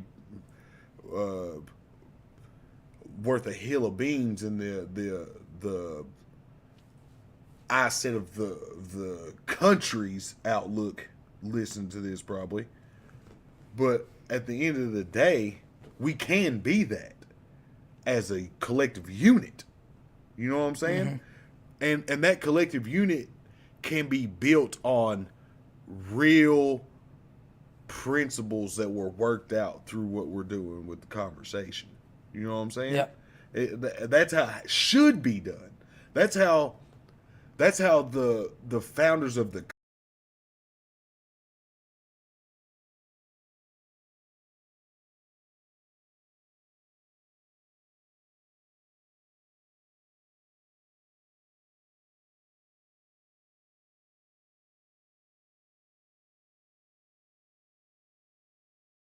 that in the world today. I think it's more of everybody wants you to be status quo instead of being just yourself. You know what I'm saying? And I think that's the core problem, actually, because individuality breeds so many other things from it. You know what I'm saying? Especially when it comes to society. Because you wouldn't have jazz if it wasn't for an individual. You know what I'm saying? Most people would consider jazz like one of the more intricate music arts, you know what I'm saying? Mm-hmm. Because it's so sporadic. You never know what's really going on. You know, it might be really loud over here, really quiet over here. It's kind of chaotic and, you know, just kind of bounce back and forth stuff. But I'll always go back to like music and sports and things, so I need my analogies and stuff because that's what I understand the most. But jazz is kind of like society to me, and when you take it and you try to make it one thing, it just doesn't make sense. Like you can't just take jazz and say, well, it's trumpet players. Nah, not really. Guitar player, nah. Tambourine, nah.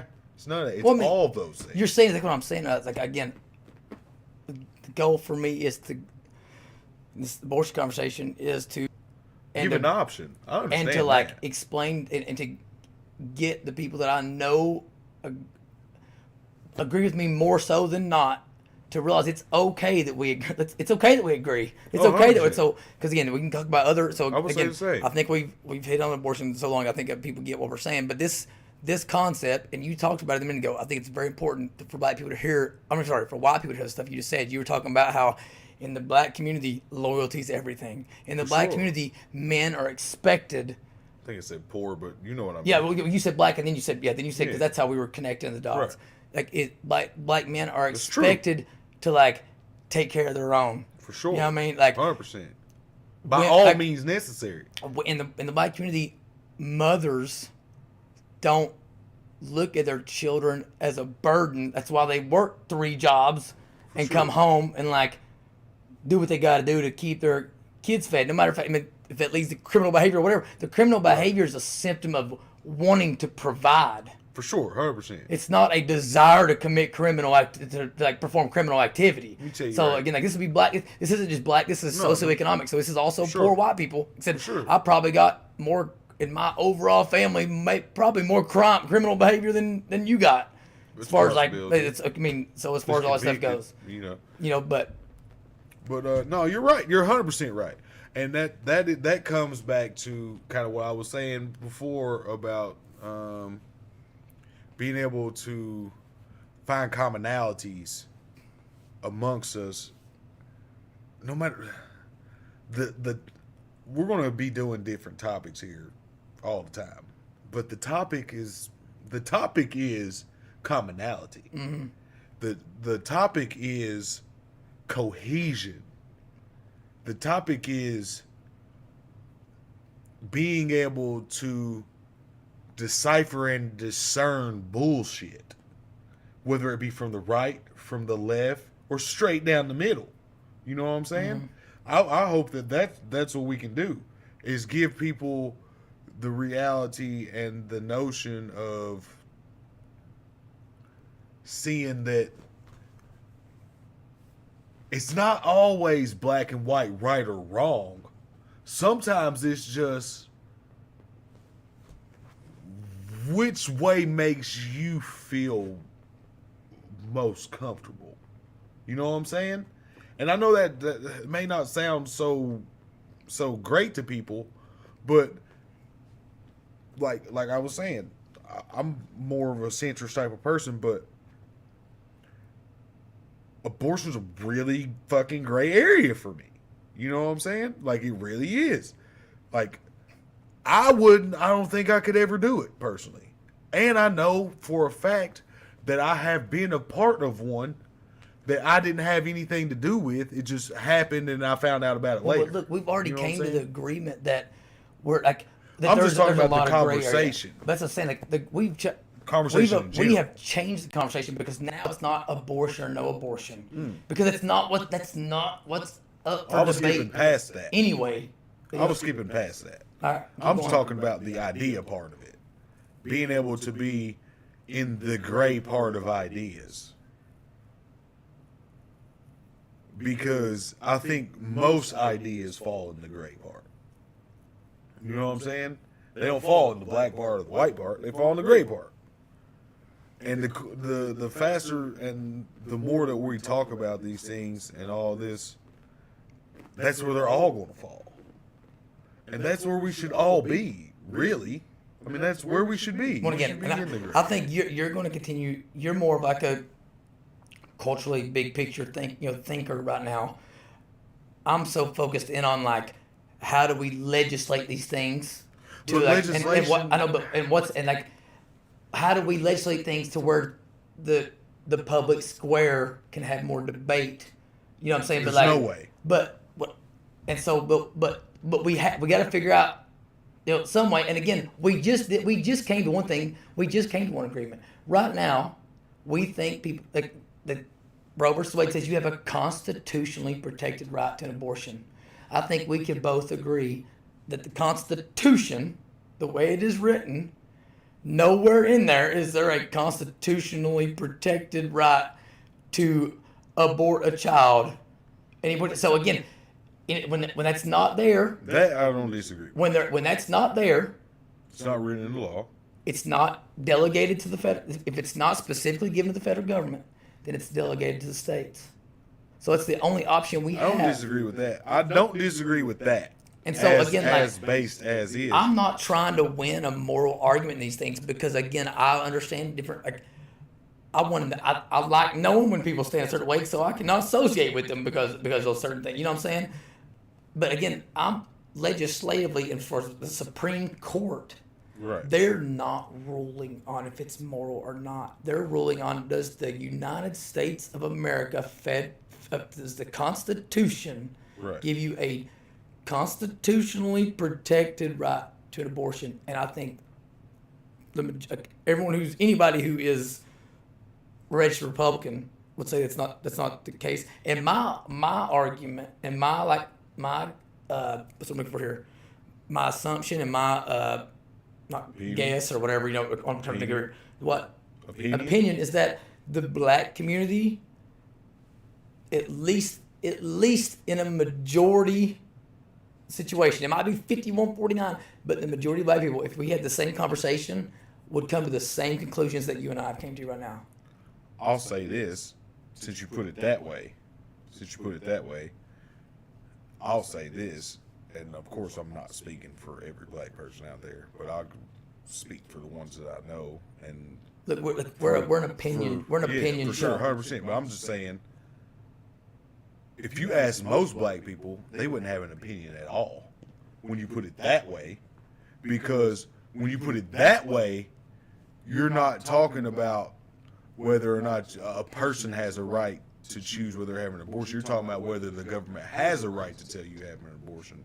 And I'm telling you like this, and this is why most black people have been registered Democrat and are still registered Democrat and don't care, probably don't vote or none of that, is because you've been disenfranchised for so long, even after they've given you what they, well, first off, I hate the word given, after you earned your right to vote and do these things, that they just don't care.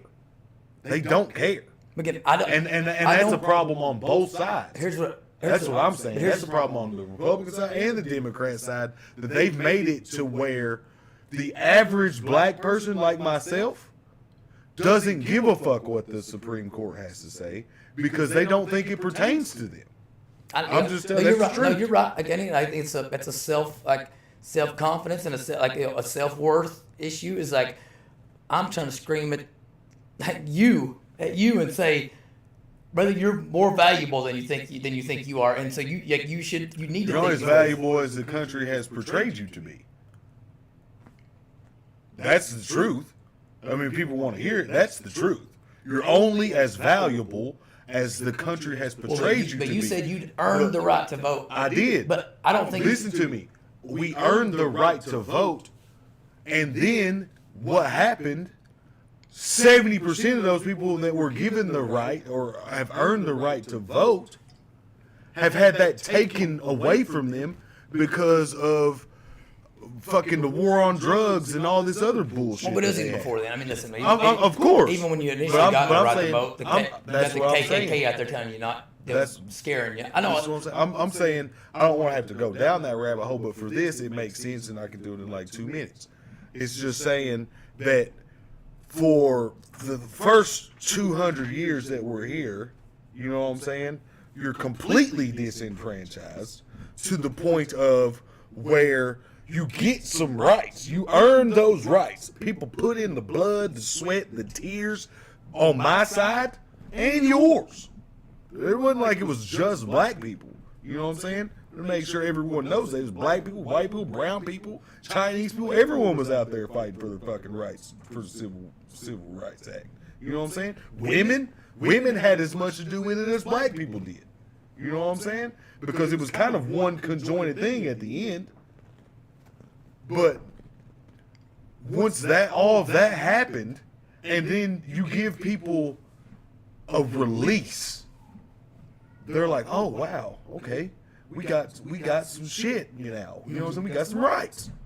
And then you just keep bashing them. And you keep bashing them. You keep trying to take them back. Not even say them take them back, because that's not right. I don't want to sound like the angry black guy, because I'm not that. I'm saying when you keep feeling like they keep pulling away, and every time that you think you're getting ahead, they just throw another obstacle in your way, you finally get to a point where eventually you just say, you know what?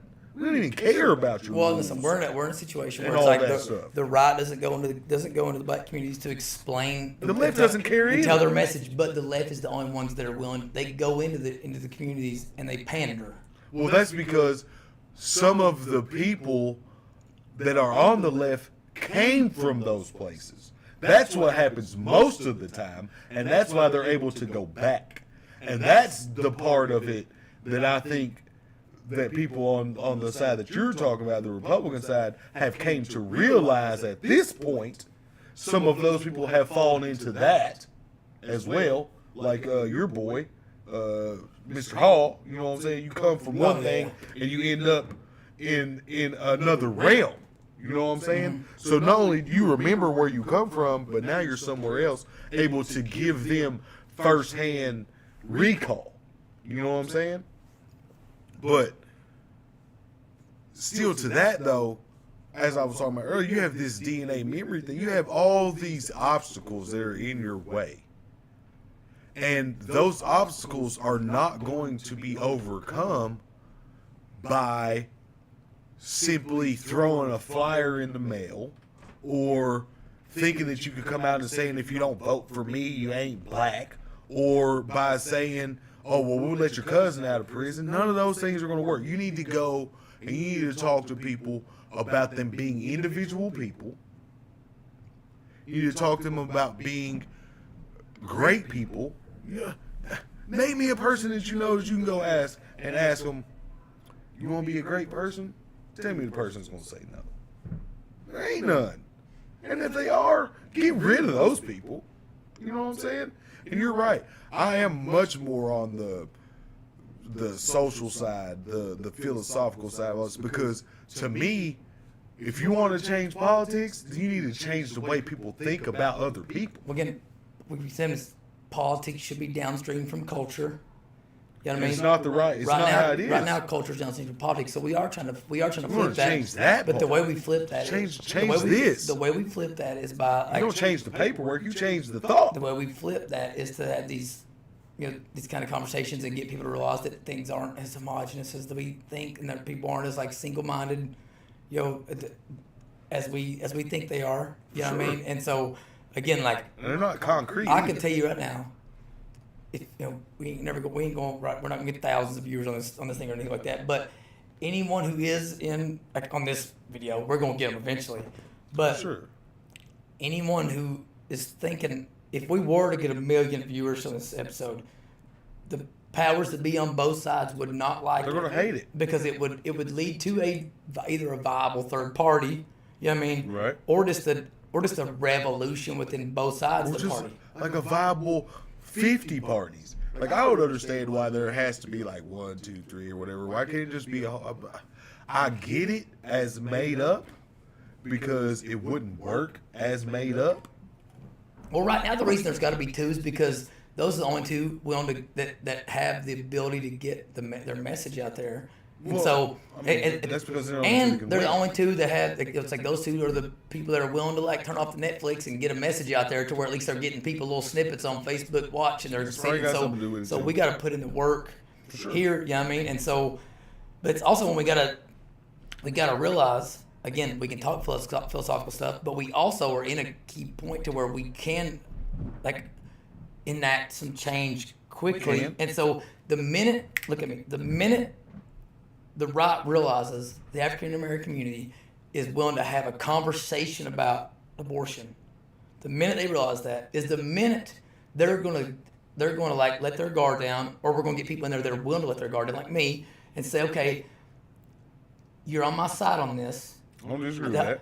How can and so now I can say, okay, but if we do this, I realize if I want less black abortions to occur, we haven't addressed wealth inequalities in communities yet. Right. How do we help get those children that we're requiring to be born on a more solid ground?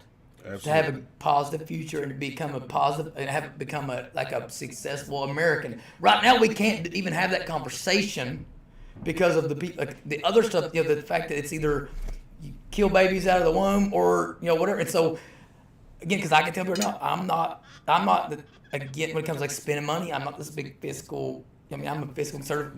Not because I don't want to spend money, but I think we should spend money where it counts.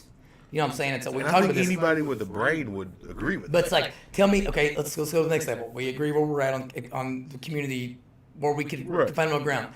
Tell me an African American community that we're like, okay, we get there and I say, okay, here's the next step. I think for every person that we tell that you can't have an abortion, we got to make sure you have good maternity care, prenatal care, and then if you don't want the baby, that we help find that baby like an adoptive family, or we do something there in the social safety net. I want to do those. We have to do those things if we're going to make more babies be born, and already the ones we have are being born into poverty. We got to try to do something there. I agree. Like you add that layer in there, then I think you get the black community coming even further right. You know what I mean? Or coming back. Let's call it the middle. Coming center. Coming to the middle. Yeah.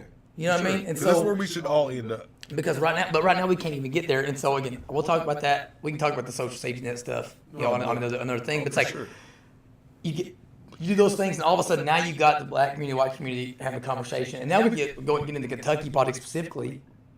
You've already alluded to the fact. I will tell everybody right now. I know for a fact black people are just as conservative, if not more conservative, socially than any other segment of the population. I don't care what anybody says. You got to prove to me that ain't the case. So like, I guess it'd be what your definition of conservative is. Just like family values, traditional values. Traditional values. Traditional and conservative, I consider so a like little different, but I would agree with family values, Christian values, whatever have you. It's like you start thinking about the religious. One of the big Christian things brings a religious element to it, but that's something. So okay, let's just say religious values. Whether it's Muslim or Christian. Well, I think traditional values was okay. Traditional values. So. We just passed something in Kentucky, and like everybody's acting like it's this big religious freedom bill, and I appreciate the people that passed it. I know they are trying to be reasonable with the way they passed it, but I think another way that we could get the black community to realize that we really do care, like religion is most important. You said it earlier, the most religious people are also the people that are in the struggle. For sure. Right? Like those communities need church. They need church. You know what I mean? Most people need the most hope. And so one thing that's happened in all this past 2 years, I think it's given us an opening to bring black communities together with white communities that are socioeconomically impoverished. To bring them together is this whole concept of like religion is just something that is unnecessary that we just choose to do, and that in the like harshest of times, the government should be able to tell you can't practice it. So this bill we just passed it basically says that. Okay, so the First Amendment says no law should be can be put into place to prohibit any type of exercise of religion. Right. In the last 2 years, we saw a governor unilaterally tell people they could not go to church, and they could be ticketed and fined for practicing their faith by joining church. And so, because we have these the divisions that we think like blacks and whites are so different. I think the reason we couldn't get an actual religious freedom bill passed is because we don't realize how connected we are in those regards, and to be able to say, here was my deal. I was like, hey, listen, here's what the bill should have said. It should have said, I don't care if there's a chocolate fountain of black plague in the middle of the worship center. The First Amendment doesn't say you can exercise religion whenever you want to, unless the government says that like there's something a sickness you might catch. I this is a tough one too, because there are extremes, and when you're talking about practices that involve other people other than yourself, you're bringing into different circumstances. So I understand what you're saying 100%, and the way you word it and you put it, I would agree with you 100%. But this would be my question back to you, just on playing devil's advocate here. If I go into a church and they're hanging someone from the cross on the altar, should I just let them practice?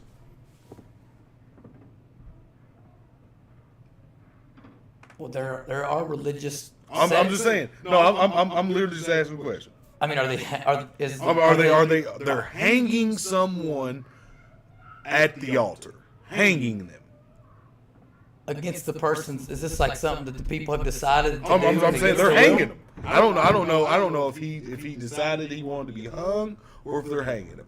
He's hanging there, but he's dying. Well, then we're not in a religious freedom situation. Then we're in a. Oh, we are in a religious freedom situation. No, we're not, because the practice of religion. Now listen to me, because we always talk about language, right? We're always talking about language and how you say things. So the way you said it was, the First Amendment says that you shouldn't be able to intervene in the practice of religion under any circumstances. That's what you said. But well, I'll read it. Congress shall make no law respecting an establishment of religion or prohibiting the free exercise thereof, or abridging the freedom of speech or of the press or the right of the people peaceably to assemble. So again, like I think there's going to be situations. I'm just saying that there has to be either there has to be situations where you can stop it, or you just let everything go. I just think that's a disingenuous example. I think that's the same thing as the abortion example. I think it's the exact same thing. It's either you're saying you're allowing total abortion or you're not. And I think when you. But again, the abortion isn't a constitutional amendment. It isn't. But that is exactly. So it's not the same as abortion. No. Listen to me. So I'm saying though, and I'm saying this to say, do some of those things need to be changed? Because if we're going to do it the way you're talking about, and we do them exactly the way they're written, that would mean that if you walked into a church and they were skinning a child alive as religious practice, you would have to leave them alone. But listen, John, you don't I'm just saying, that's the truth. You don't have to change. Is that not the truth? You don't have to change the freedom of religion, the First Amendment, Why? to protect those things, because it's freaking illegal to skin a child. It's illegal to skin a child. So if that's going to be the way we justify, shouldn't have religious, because we're going to go to these examples where the stuff that ain't. I mean, like again, that's illegal. It's already illegal to do that. It's illegal to do a lot of things. If somebody's sitting there hanging from a cross and there's a doctor out in the congregation, it's illegal for that doctor to not assist that individual and to help keep them alive. Well, it should be illegal for a doctor to tell you that you can't take a certain medicine if you have COVID-19, but they did that as well. I'm just saying. It's illegal for them to what? Now say it again. It's illegal for a doctor to tell you that a medicine that may help you is not good for you, or is not legal and illegal is not the right words in that term. But by their Hippocratic oath, it is unjust to their duty for them not to give you what would help you. You know what I'm saying? But they do it all the time. That's why, because the government gave them immunity. Exactly what I'm talking about. That's what I'm saying. What I'm saying, but what I'm saying is the same thing as all those things. I think that you are different. I think that you are maybe the outlier in this. I don't think there's a black community in America that I could go into, and the majority of them would say we need to redo the freedom of religion, First Amendment, because people may skin children in church. I'm not disagreeing with you. I'm saying that you have to bring up those things when you're having the conversation. Simply that. because there have been several times in history, throughout history, where people have used religion and laws like that one to either take over things or do things to harm other people. Hence, Jim Jones or the Romans or the Spanish Inquisition or English people, or the reason we have America. Well, they don't. Everyone other than Jim Jones didn't have the First Amendment. I agree with that. They had. But there have been many people other than Jim Jones just in America who have done it. Charles Manson. Well, again, guess what? I had no problem with what Charles Manson did until he started killing people.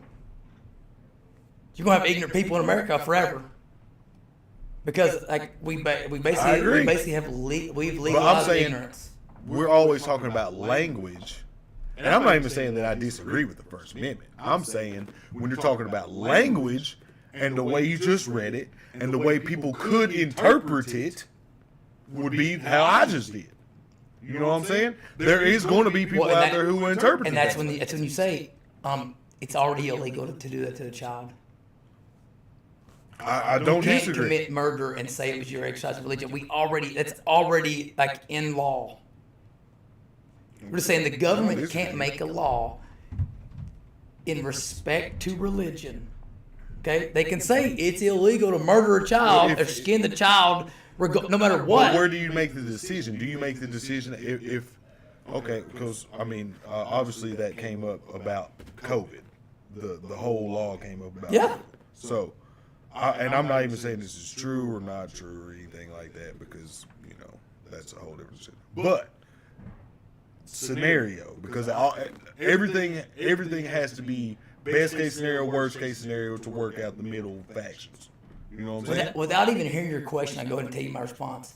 You have a constitution, you have laws for the worst of times. Right. You have them for times of war, not for when things are good. I don't need to know I have my freedom of religion when no one's trying to tell me I can't go to church. I need my freedom of religion whenever someone thinks that they have made the decision that right now it's not safe. That's when I need the First Amendment. But I agree with you. What you're saying, I agree with you, and I also think you also need rules to protect people when people don't know any better, because I mean we're both sat here and we have said that a lot of times the government makes things where when you think you don't know no better. You know what I'm saying? But we also both have just sat here and said that sometimes they step in when they should, right? Because you said that about parents who may not be taking such good care of their kids. You said the state may have to step in. A governmental if you're being abusive. I'm just saying, but I'm saying there are times when things need to be stepped in upon. I'm not even saying that was a time or that it should be another time. You know what I'm saying? I'm saying that everything has to be open to a time. You know what I'm saying? No, not when it comes to not when it's the. What do you mean you don't understand? First Amendment. But I mean, the First Amendment is only the First Amendment because somebody like me and you agree. No. It's the First Amendment because they said they said this is our number one concern.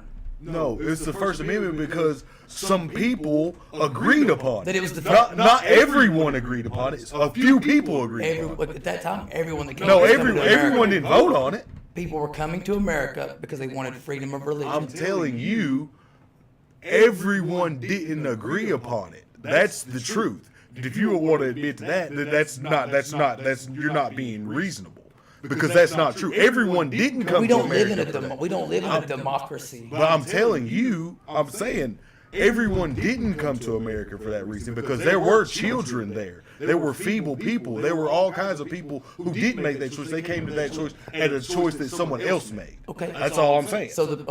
That's true. And those people, they were all risking their lives. They literally were rebelling against the king at that moment. Like if they were found, they would have been hung. They were already here. They would have been hung. The people that were rebelling were already here. But what I'm saying is they would have been hanged had they been found drafting this document. And they know that they've been hanged. For sure. And so people that under that worry say this is our number one. This is the reason we're doing this. I understand that, but to say that is like saying that. I mean, I could say every person in the Black Panthers knew that they were under scrutiny of being hung, burned, taken to jail, all kinds of things, but they still did what they did. I'm just saying, like, But listen, like bro. we said the other day, the road to hell is paved in good intentions. I'm just saying, I'm literally just saying that just because they wrote it 300 years ago and it was good then and they had good intentions doesn't mean that it holds and stands firmly 100% right now. Okay, so you are saying you want the governor, that one person, no matter who it is, It's not what I to at any moment. But this is a brass tacks. What we're getting down to. You want one person to be able to decide if it's too scary outside for you to be able to go to church. Never said that. But that's Not but once. look at me. If you leave it open for interpretation, that's where you You go. have to leave everything open for interpretation. That's why we have this. Okay. That's why you have Inalienable, conversation. the inalienable rights, the Bill of Rights, the first 10 I know what they are. amendments are not meant to be open to interpretation. They should be. Okay, then we are where we are. Exactly. Then the government can tell you can't go to church. The government can tell the black community, the most religious community in this, The government in can this also country. tell you have to pay taxes, and you don't have a problem with that. I'm just And saying. there are actually people that would tell you that it is a violation of their constitutional rights. I'm not disagreeing with that either. I'm saying that all of those things should be open for debate, and that's why you have people on this side and you have people on that side. I think it's supposed to be that way, and I think that when they wrote those laws, they knew that as well, and they left them open-ended because they wanted them to be up for debate what I'm and telling be you is able to be changed. That amendment isn't open-ended. I don't know what you're talking about. What do you mean? I'm saying The government shall make no laws. Let's misread it. Congress shall make no law respecting an establishment of a religion or prohibiting the free speech exercise thereof. you said respecting. Respecting like exactly. No government should make a religion, Anything- make a law respecting a religion. Which means they can't make a law that is anything that's specific. It's literally in.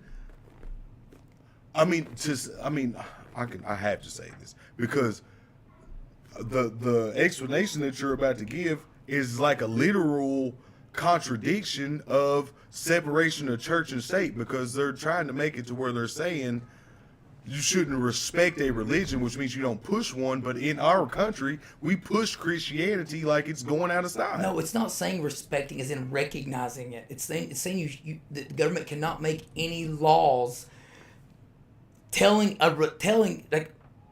you what religion you have to practice and how you practice it and when you can So it's practice open for interpretation. No, it's literally the separation church state that the church that the state cannot tell the church what to do. That's what it's saying. You are literally trying to flip it on its I head. literally don't understand. You're trying. It's like you're one of those people right now. You're making the argument that by me. I mean, the only thing I can do as a human is interpret what was written. I was down there trying to make it mask optional. You are one of those people that's saying that I want mask to be optional. You're the person saying you can't. You're trying to make me not wear a mask. No, I'm not. I've never said anything like that. What did I say that made you feel that way? Because you're sitting there saying that me saying that the government can't tell people they can't go to church. That somehow I'm trying to make the church and state be the same thing. Like No, that's not what I said. You just said it. No, what I said was the statement that you said about read it again. Because all I can do as a human being in the way I'm taught in our education system is interpret it for what I understand. Right? That's all I can do?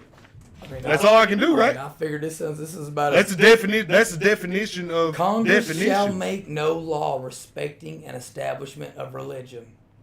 Okay, so Or prohibiting the free exercise thereof, which means the government cannot make a law to prohibit. subject. Because it depends on where you are. What's moral and what's immoral. That's the truth. because I think I could convince more African Americans that we're better off being an absolutist when it comes to that and telling the government they can't say a dang thing about I religion. think you're wrong about that, because I think that you're making the bad assumption that a lot of people make, especially white people make, that all black people are religious, because that's the way we are portrayed. No, I don't. I'm not. And that's the way that historically has been, because, and I hate even going through all that. I think because you have that's more. a whole different. I That's think a when whole you go, different. if you go and bubble. explain to people, I'm not trying to say you're religious. I'm just trying to say I don't want you to be. I don't want you or anybody you know. You can't go to church because I know you might get sick and you're too dumb to know you might get sick. Well, first off, that's such a simplistic. But that is thing what of it. happens. That's I what was happening. definitely don't agree with that. That's what was. I definitely agree with that. That's what was happening. But people take advantage of every single thing that is left for interpretation. And so I agree with that. We can't, well, we don't live in a totalitarianism system. Exactly. So the only way to prevent that is to be an absolutist and saying you can't. This isn't open for But to be an interpretation. absolutist is to be a totalitarian. I'm trying to be an absolutist on giving everyone the freedom to practice their faith any way they want. And you're arguing for the government to be able to tell you you're wrong. No, that's not what I said. I said that you should be able. You're right. But I'm literally saying that there should be a point where you may just not know any better. There should be that point. Okay. Just like we're saying that there's a time and a point where there should be a viable life. There should be that. The problem is that who decides that is the problem. Exactly. And so if we can't, I don't disagree with then that. we have to decide if we can agree on where the point for that decision we make is, and we can't. We won't be able to. No, we can't. So in that situation, you have to lean on. But does that mean that you lean toward freedom? Yes. One idiot. It means you exactly. You're the one wanting to lean towards one idiot. I'm wanting to leave it open for everybody to make their own decision. People's heads are literally mangled inside right now because they can't. We're literally in this time where people. I'm not disagreeing. Where people are thinking the opposite. I'm like, I'm not arguing for anybody to have to do anything. I agree. I want people to be able to do. I want people to be able to do whatever they want to in most. Obviously in most. In most scenarios. In most scenarios. Again, like no one gives. Again, religion is one of those areas. You know what I mean? Like, I want everyone to get an equal education. You know, so again, you said again. Equality I'm not asking you for total agreement, and I don't think you're giving me total agreement, nor am I everyone. But I do think you just realized that maybe you were thinking about it the wrong. I definitely took it in the wrong direction. I agree 100% with you on that. 100%. Because I need to check something on this computer. I agree with you because, well, for me, I can only speak for myself. There are a lot of stupid fucking people who, and not only are there a lot of stupid people, there are a lot of reckless and purposely dangerous people. Purposely dangerous. That's true. People don't want to admit that, but that's true. People are purposely dangerous. Well, listen, and people, and again, and they'll purposely put you in danger. But listen, we can't legislate that. Like, I think if we try to keep people from making, we try to keep people from making mistakes. And here's the thing. No, I'm not talking about mistakes. I'm talking about intention. There are a lot of purely terrible people who do things to only be terrible. And guess what? I think most people would say those people have an authoritarian bent, a manipulative bent. Do they want to be able to tell everyone what to do? So the more freedom you give people to be able to make their own decisions and go their own way, the harder it is for those people to rise to power because they don't have it. The power isn't there for them. I don't know if I agree or disagree The with minute that. I you, didn't think like, about it's that. like But the minute you tell people, okay, yeah, the government can make a judgment call on whether or not to shut down church attendance. The minute you change that, because up until 2022 or 2020, people, no one would have thought that was even a possibility. But the minute you change that and people see it's possible, you want so to how start. many people were harmed? Oh, here's one thing I'm we just do. saying. We do know. I mean, it's not nothing we to know be the quantitative, that's what I'm saying. suicide rate in this country Went way up. doubled. Yeah, but I don't know if that was a religion thing.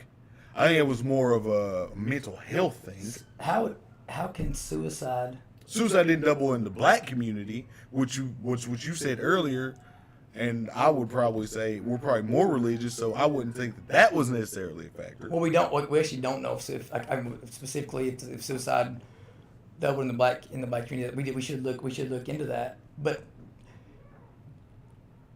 it definitely, and this is where the left gets people a lot of times. They go after things that necessarily aren't quantitative because you can't directly, because life isn't black and white. And so you don't know which thing it was. Like my 2-year-old doesn't say words yet.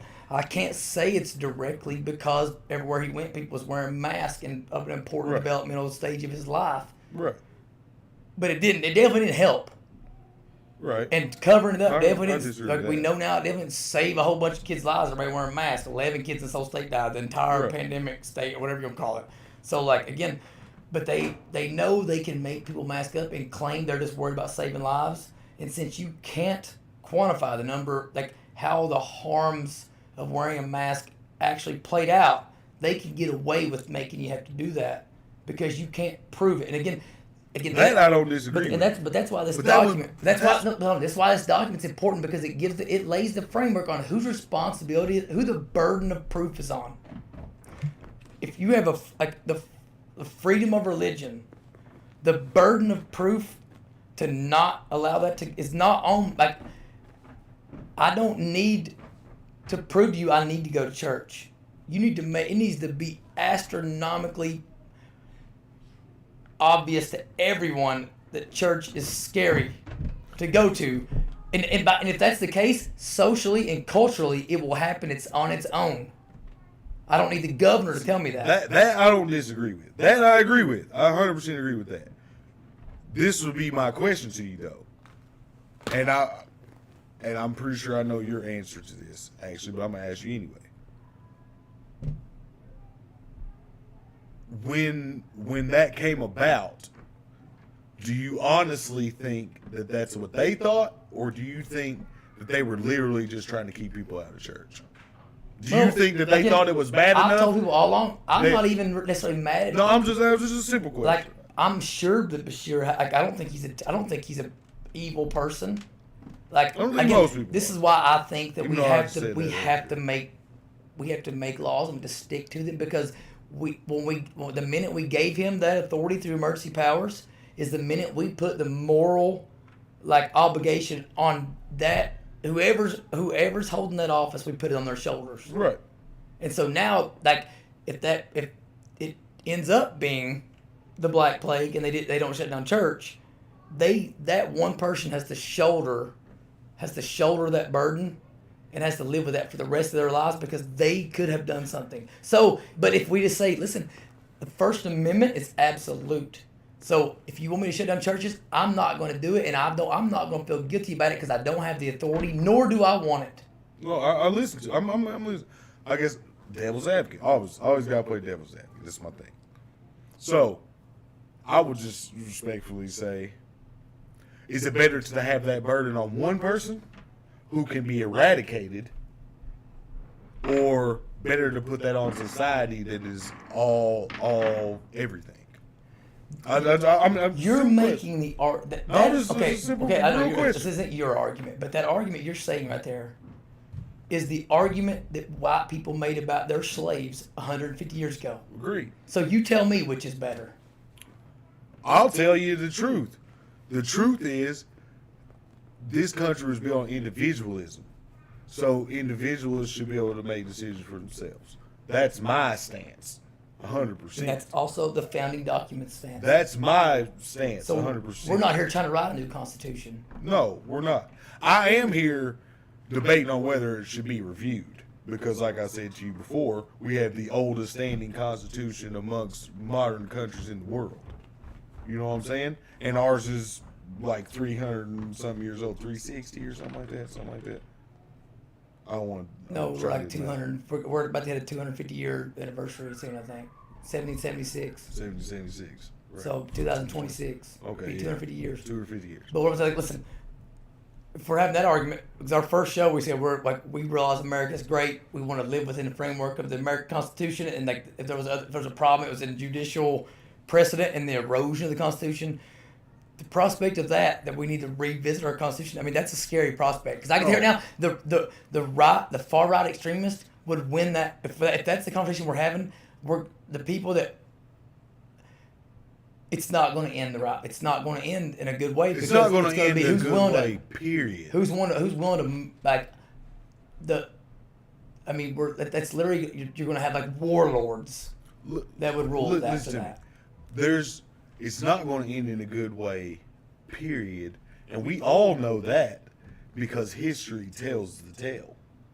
That every time a nation is built and a nation needs to be rebuilt, it usually ends in fucking ruins. But we've never had a country that stayed true to its principles of freedom and equality under the law. We've never had one, John. That's because there's never been any republics like ours before ours, but there have been republics like ours after ours, and they've changed their constitutions after ours, and they're still not having like civil war shit. So I mean, those things are those people are in shambles. And again, we are in a unique situation because everybody talks about how like racism is so bad. It's like we're one of the few non-homogenous societies in the world.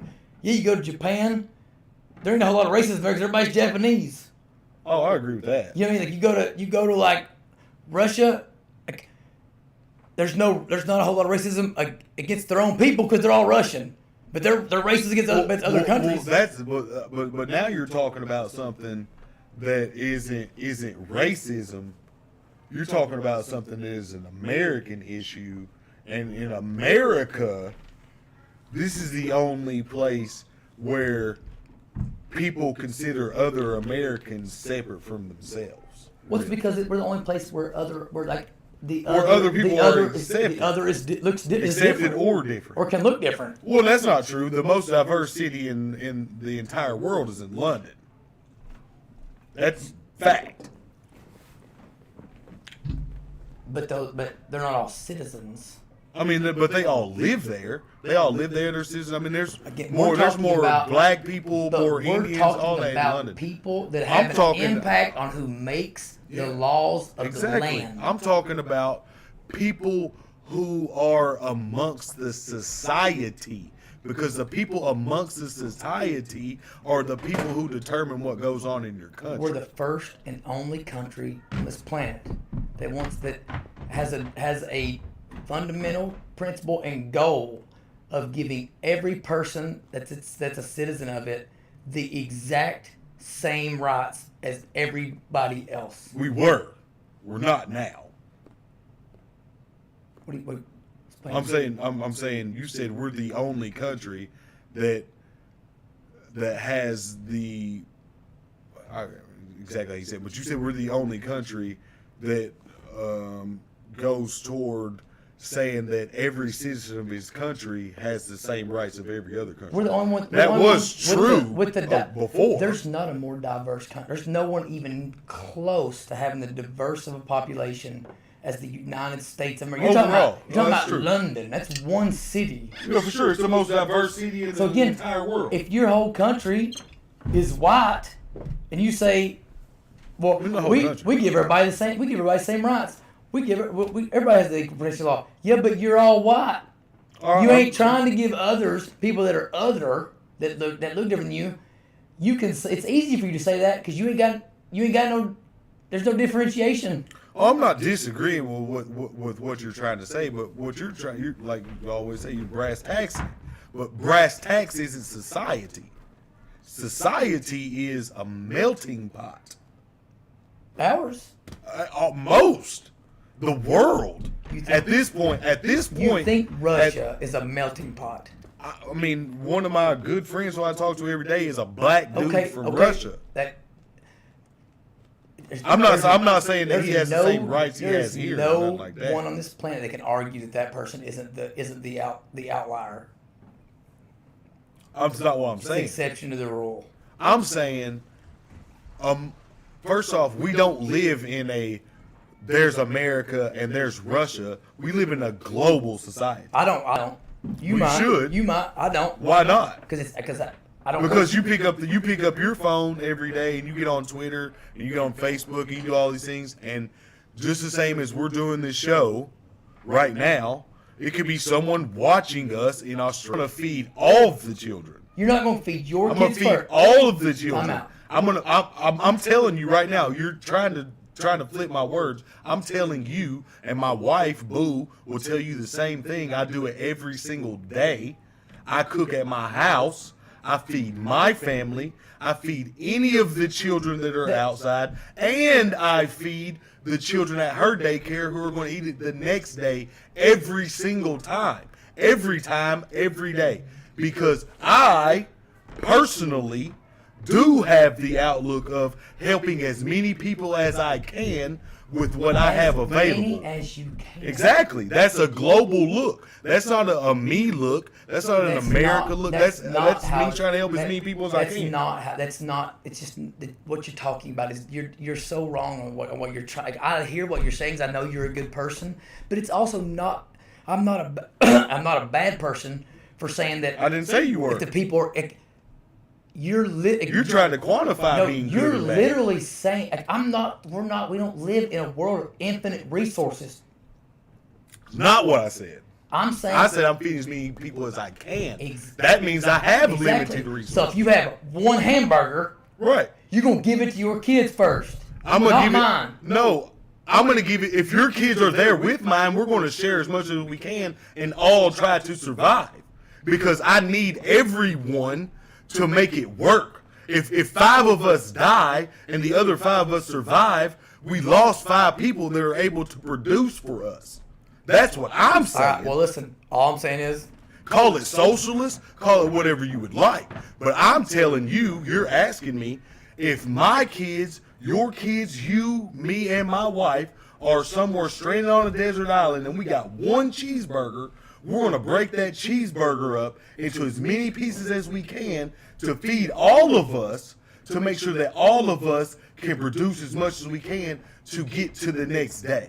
That's what I'm telling you. I'm not saying hoard everything and let other people. No, that's what I'm telling you. What I'm You're saying asking is, me, I'm telling you. You just admit we don't have infinite resources. I already said that. That's why I say as many people as I can. Because when you say can, you already have admitted that it's limited.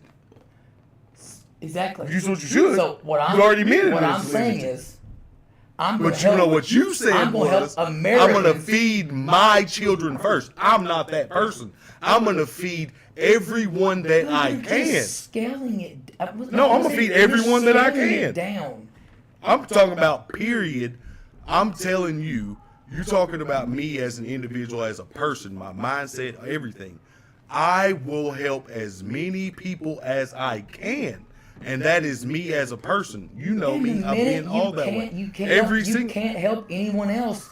You would say I then can't you help just anyone can't. else. Absolutely. We're not. Listen, brother. We're not disagreeing with that. You're going so far extreme because you No. think you're like literally. You literally just told me I couldn't do that. Well, you can't. You can't feed everybody's children. I can't feed everyone. No. So what I'm saying is, that's not what I said. It's impossible. You told me I should only feed mine first. But we can't go at. What I'm saying is, it is. There are people that think you should start from the mind of we gotta feed everybody. I do think you should start there. I don't think you should ever start with I should only feed mine. Then maybe this show isn't going to. I agree. Maybe it is because I do. Because it's like I'm not trying to say that it's not a noble idea. I'm not either. I'm just saying that if you start from here and work your way out and help your family, you help your neighborhood, you help your community, you help your state, you help your region, you help your country. Yeah, if you got more left over. I think that sounds great as well. If you got more left over, You can't, but again, like that's unsustainable for individuals to be able to think they can do that, and it makes people not have hope because if their plan is I gotta feed the planet, But you give up. I'll say this to you. I think that if you think so minuscule that you think that you can only feed yourself, then you don't have any ambition to try to do anything bigger. Again, when we're arguing, same as we started, we're talking about being on one side and being on the other. You know what I'm saying? I mean, literally, that's what we're talking about. You're talking about being on one side and being on the other. So this is the thing. Like, you have to understand, me personally, I would like to land in the middle somewhere where we can find a way to do the best available for the most people possible. But what you just said to me was, I want to feed mine first, leave everyone to the side, and if I ever have some, I'll give them some. I don't feel that way. I feel like I'm going to feed the most people possible, and if there's anything left over, then I'll try to maybe get a little extra for myself. You know what I'm saying? That's how I feel. And you know, maybe those ideologies are way far apart and we can't make it work. And that's fine with me, and we can go through our processes of it. But at the same time, that's where the conversations come from. And that's also where you find out where people stand. That's also where you find out. I don't know where you're coming up with this idea that I don't. Oh, you said you literally said. So you're going to tell me this is verbatim? We can go back and check the tape. You said, but we were talking about something on a global scale. Oh no, I said that. But I'm talking about when I say global, I'm talking about everybody in my impact. Impact is what matters. That's not what you. That's not. But that is what I was saying. That's not what. No. That is what I was saying. Russia and America. But you said something about Russia. I wasn't talking about Russia. I was talking about something.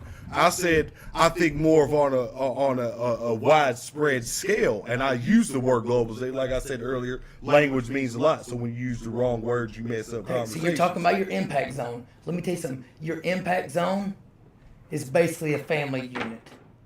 Well, your impact zone is whatever you help. My impact zone isn't just my family unit because I coach football. I coach a lot of things. So that's all my impact zone. On a planet of 8 billion people. Right.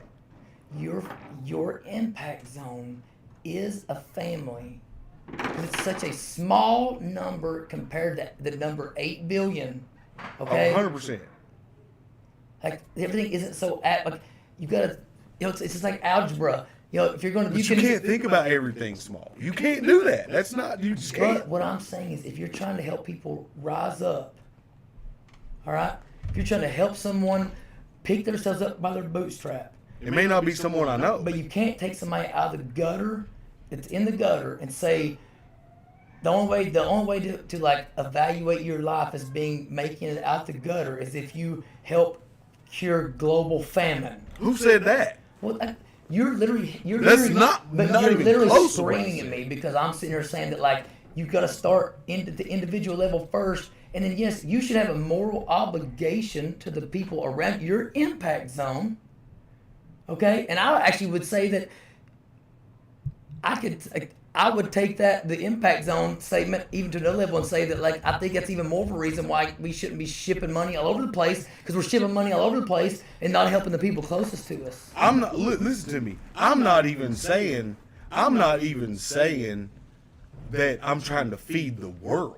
I would love to feed the world, obviously, but I'm saying to have the mindset of I can only do for mine is serving the world an injustice. Well, I was never saying my goal is to only, but I'm saying if that's all someone will do, okay. If everybody ain't gonna care about everybody else. I don't disagree with that. But I don't want those people. I don't want those people thinking it's everybody else's job to help me. If everyone would handle their little nuclear unit, okay, and take care of them. And then if it's in your heart to keep helping other people, do it. All right. But if everyone would just handle themselves, the world would be a better place.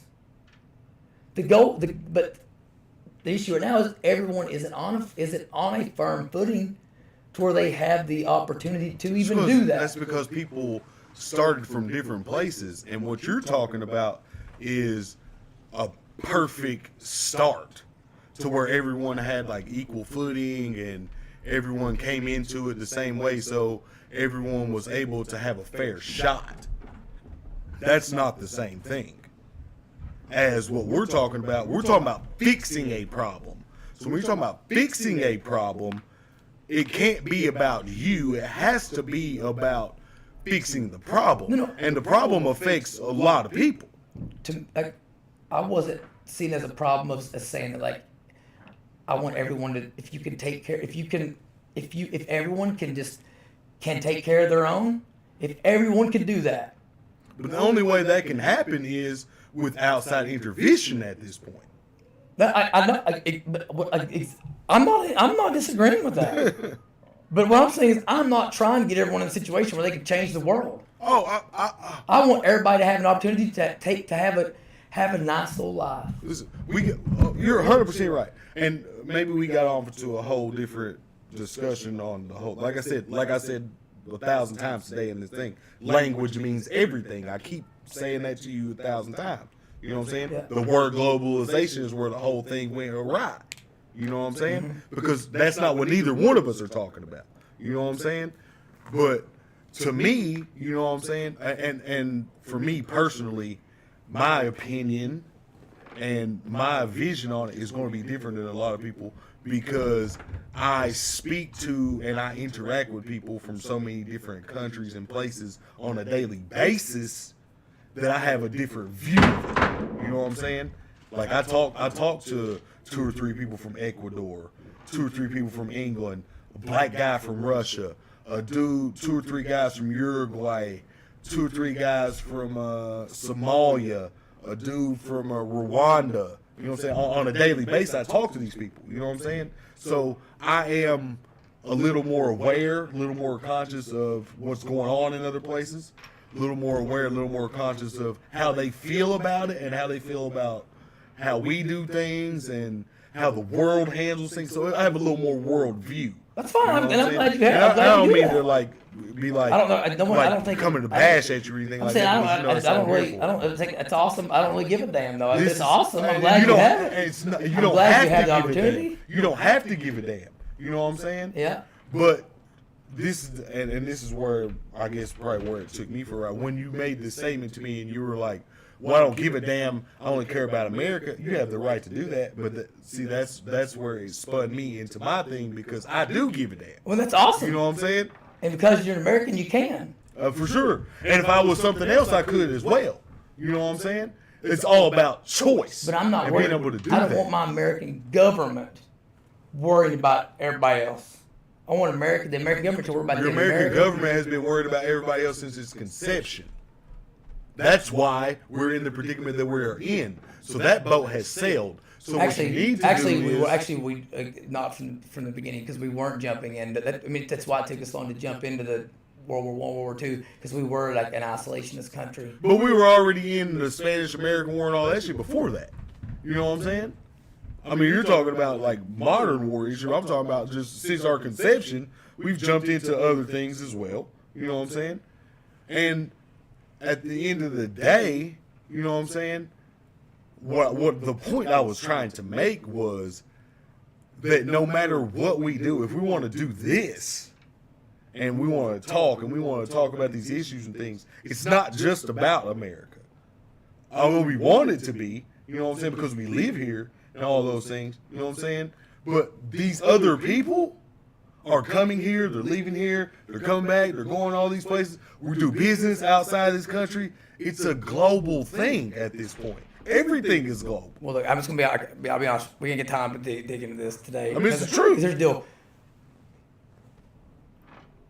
I'm not worried about those. I can't fix those other countries. I'm not talking. See the language, like I said. I'm not talking about worry and trying to fix them. I'm talking about doing things that you know are good for you, yourself, and others. And those others no longer just include Americans. I don't want the American government making decisions that are beneficial for other countries. Then they're not going to make any decisions at all. And that are bad for Americans. That I don't disagree with, because what you just said is a different statement. You said you don't want the United States government making decisions that are bad for Americans and good for others, or good for Americans and bad for others. I would think that both would apply. Right? I mean, I know you as a human being, as a person. You couldn't possibly tell me that you think that there are decisions out there to be made that are great for Americans and terrible for everyone else. I think that those type things are if your government is making those types of decisions, like it's because we are not holding up our end of the bargain of who we're putting in there. But I don't disagree with that. But that's why I said that. Listen to me. That's why I just said what I said, because you should hold your government accountable for things like that, shouldn't you? Yeah, I agree 100%. So that's why I say, and now we're getting to the conversation. That's why I say it has to be a global thing, because you don't want to fucking kill no kids in Australia or Africa. No, and we do nothing like that. No, we do all the time because we try to police the world. Agree 100%. That's a different discussion. You're making George Bush's argument. No, you're making the argument for the war in Iraq. No, yes, you are. No, I'm not. Yes, you are. Because I agree with you. We shouldn't be policing the world. I'm not talking about policing the world. Policing the world is a whole different thing than trying to help the world. That's a totally different thing. Totally different thing. If they all want to be, if policing the world and helping the world is two different things. If they all want the First Amendment, I'll give them the First Amendment. Policing the world and helping the world is two different things. Two different things. If they want the First Amendment, if they want our Constitution, they can copy. They can plagiarize all day. That's two different things. But I don't want a one world government. I'm not talking about one world government. No. Again, people can do what they want with. That's not what I'm. People can do what they want with their own charity. That's not even close to what I'm saying. People can do what they want with their own charity and their own I think that's a good thing. I think that we should. That's why I think that there is less charitable giving out than there was before, because the government has made it seem like they're going to take care of everybody and just take it out in taxes, and now we don't have to help out each other because the government will do it. Whereas before, before if somebody needed help in your community, you all rallied together and helped them. You know what I mean? So there's actually absolutely been a deterioration there. So again, I don't think we're as far apart as we think here. I think we're getting tired, and so you start we both are thinking we're saying opposite things. I don't think we're that far apart at all. It's just about the verbiage. But I am straight up about America. I get really upset. I tell people I get upset when I see the billions of aid that goes overseas, or I see a local church that sends $1 million overseas. Whenever I know in our own state, our own brothers and sisters that have this that come from our communities dying of hunger and not having health insurance. Again, that's what I'm talking about. Inside out, that's what I'm talking about. I'm not saying you don't do it. I'm just saying if everybody looks at it that way and you help the people closest to you, it works. It reverberates out wider. And I'm not disagreeing with what you just said, what we should have said at the beginning. Because what you just said is correct. Helping the motherfucker next to you helps the person next to them. That's correct. 100%. But I think where you went wrong, and this is just my personal opinion, I think where you went wrong, and I know where I went wrong when I said globalization. You know what I'm saying? I know that's where I went wrong. But I think where you went wrong is when you tried to make the distinction between Americans and the rest of the world.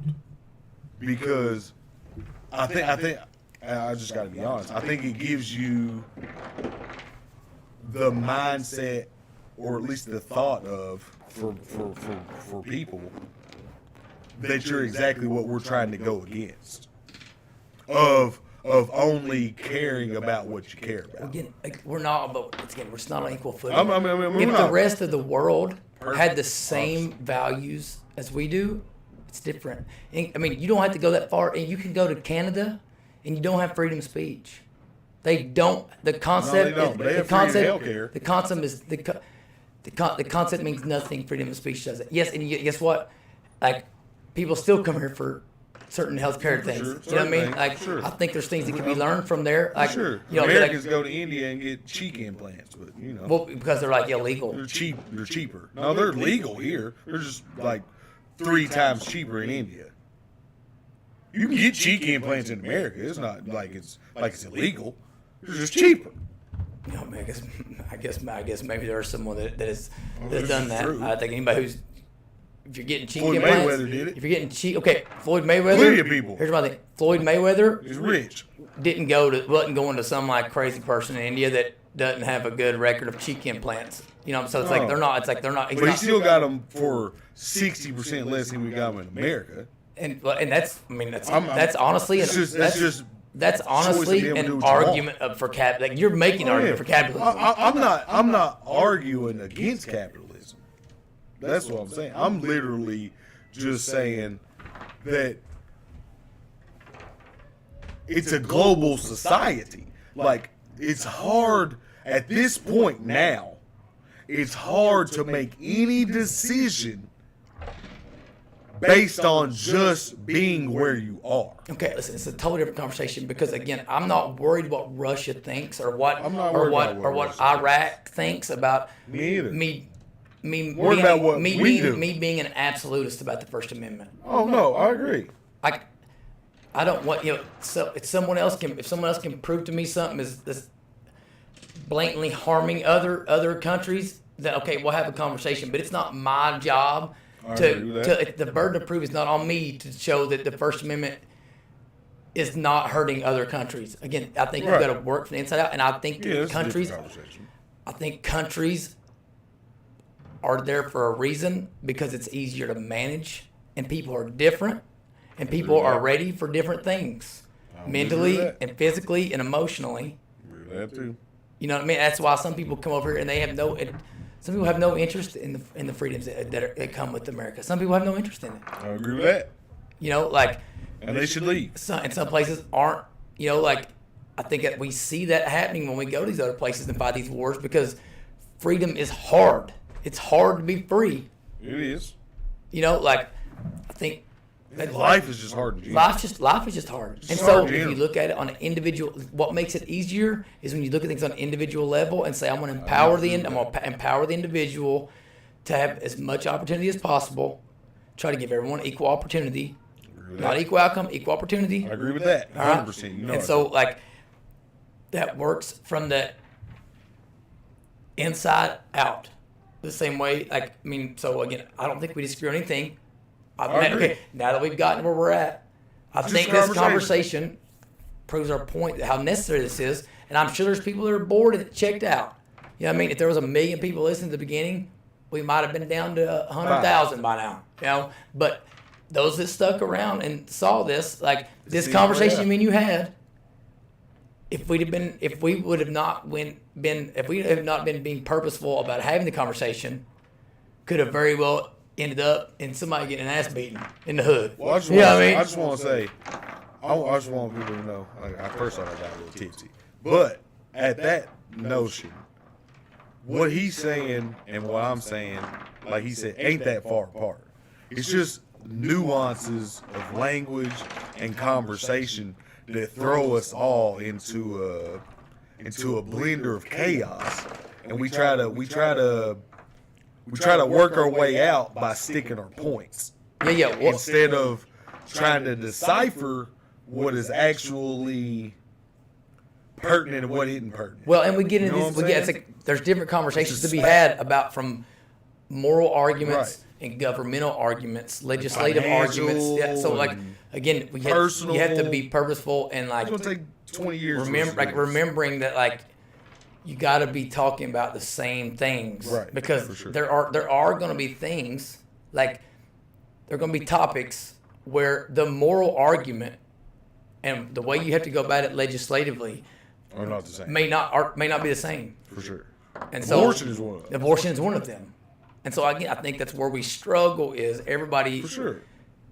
people will be, again, I think there's times we'll be agreeing. A minute ago, we were actually in agreement on something, but you were looking at it from a different angle, and I'm still thinking about the governmental angle and the legislative angle.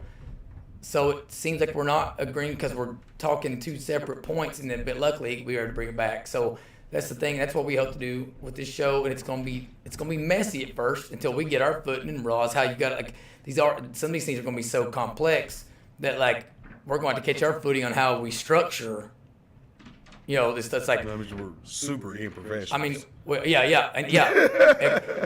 and we know nothing of this. And never do I. It's like I hope to never consider myself a professional. You know what I'm saying? Because is there a professional podcast or is that a thing? The majority of Americans aren't going to be professional in these. Is that a thing? I guess professional podcast. According to how you define it, I guess how much money you make or how many subscribers you got or Who's something. a professional podcaster? Probably Rogan. Rogan, I'll say Sam Harris, professional podcast. He probably considered himself like an author. The Podfather. Adam Curry. Oh yeah, Adam Curry. Yeah.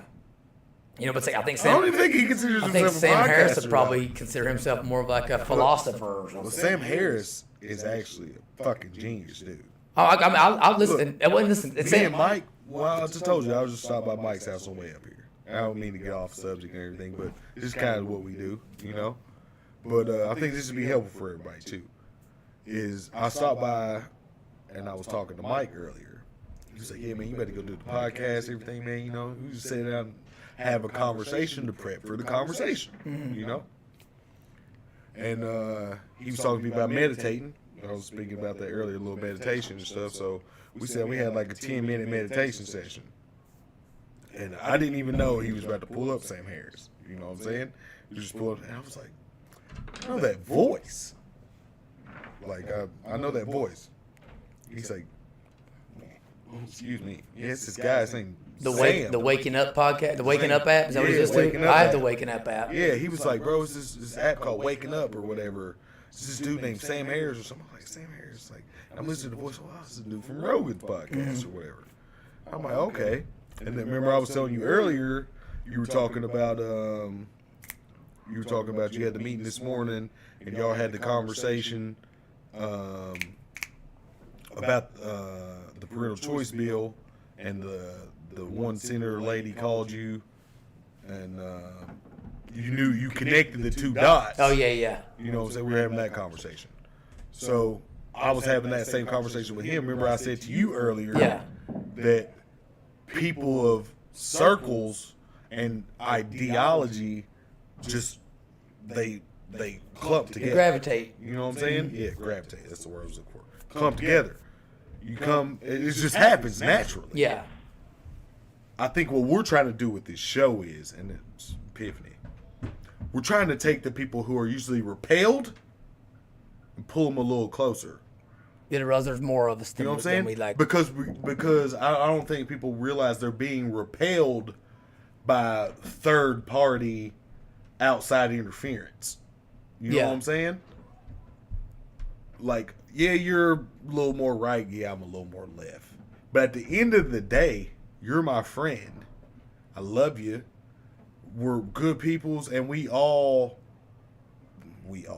me and you, end up at this point in life where there's about three things we care about. It's our family, our friends, and making it if we leave. You know what I'm saying? And I think if we leave isn't the word to be used at this point, because I think we pretty much know we're leaving. You know what I'm saying? Mm-hmm. No matter if you're a God-fearing person or not. Yeah. Well, it looks, I think those. If you ask people those three questions right there, they get pretty similar answers. Well, look, right now politics is frustrating because we know that we can't trust that other people have thought it out. For sure. I mean, if we have this conversation and then we go and vote on something, I'm at least gonna know how you probably came to that conclusion. For sure. You know what I mean? So it's I can deal with that. Clearance. I can deal with that a lot more. You know what I mean? But they're going back to Sam Harris. Sam Harris would be the one he would struggle with having this conversation, it being about government, right? It'd be being about government. I lean more his way and being about a constitution You know, it's like a lot of things I'm talking about. If we're having a moral conversation, my thoughts would be much different. For sure. Like, you know, like the abortion thing. Like, if we were just living in, you have no room for it. In anarchy, right? Like, there's no government. I would say I'm only worried about me making the correct decision. Like, if there's no document saying that, like, we're trying to give everyone equal protection under the law. If there's no law saying that, then and all there is a moral, like, expectation for me, I wouldn't even be talking about the exponential impact of abortion on society, because it wouldn't even there'd be no expectation of that. So again, it's like knowing the parameters of what you're talking about. You know, it's like, I think any differences I've had with Sam Harris, it's normally been because of something like that, or it's been because I think that he struggles sometimes to see, like, the struggle. Like, I know how he's getting there, and I'm like, I can still tell, like, he's leaning towards what he thinks is kindness and being like sincere and being like passionate, as opposed to maybe how things are playing out. So again, but I'm 100% with you on everything. And again, like, the show is going to get more polished as we go. I think we don't want it to be, you know, we want it to be messy, because that's how conversations are at the barbershop. You know what I mean? Or at, like, the baseball game. Best conversation at the barbershop. You know what I mean? And so we want to make that okay. And even though this conversation was kind of, you know, up and down and had its low points and low points and high points and all that, like, these are not things that this is not a conversation that most black dudes are going to be comfortable having with a white dude in a blazer. And it's not conversations that a white dude in a blazer is going to be necessarily comfortable having with a black guy that they make whatever assumptions they make about, you know what I'm saying? And so, like, hopefully this makes it a little bit more comfortable. And, like, it shows people that you got, in order to come to an agreement, sometimes you got to hash it out. So if you leave the room before you know what I mean? Like, even if you come to the agreement, like, okay, yeah, we just differ on this topic, that's different than storming out of the room and calling the other person, you know, the fascist or whatever. Like, you may come, it's not saying that ain't ever going to happen. There's going to be times, right, brother? Sure. We just don't agree. We don't agree. Yeah. You know, but, like, it's okay to walk away without agreeing. As long as you, like, come to that point without, like, letting your, you know, emotions and stuff blind you from being able to breaking the law and shit. Yeah, it's like we just need to have them. And if we'd have these conversations, or we'd have more unity in trying to follow whatever that law is, because we could know everyone has a common interest in supporting the society, supporting our communities, all that good stuff. So I'm gonna leave you. I'll let you finish it up, but I'm gonna leave you all with that. That, like, you know, keep coming back to us. The conversations are going to keep getting better. I promise. I think today's was pretty good, but I think they can only get better, especially as we bring other people on and we get more focused in on how many topics we can talk about in any given show. As deep as we're going to go, we're probably going to be limited to, like, one thing. Yeah. I mean, I probably could have stopped after abortion and not went into like the religious bill today, because we just, like, me and you can't do anything. And we didn't even get there. We can't even get there. We can't do anything for 10. You know, we can't do anything in 10 minutes. We didn't even get real there. So we're not going to limit ourselves, but as we get better at knowing how much time it's going to take to hash through, because if we really are having conversations that our communities do not have with one another. Facts. So there's so much we got to start like square one, brass tacks, square one stuff. You know what I mean? And so, like, again, appreciate y'all listening today. Appreciate y'all listening to my kids up there stomping around and stuff. Like I said, like the show, comment, share it, all that stuff. Talk trash. Do whatever you feel like you need to do. We can handle it. We're big boys. For sure. So yeah, like I said, find me on Twitter, Facebook, Instagram, all that. Way too much JRMC. Love y'all, and so I'm gonna let John finish us up here. All right, I'll give you a couple seconds here. I just want to say to everyone out there, black community, niggas, I'm gonna say that, white people, hunkies. I'm even it up for y'all, because it's a 50-50 thing up here. Black and white, gray, all that. This is how we do shit. And you can call it politically incorrect. You can say I'm drunk. I am a little bit. Whatever. But I'm going to say this. At the end of the day, we all know and we all fall on principles. principles I agree on, principles he agrees on, principles you don't or they don't agree on. He doesn't or she doesn't. Or they do.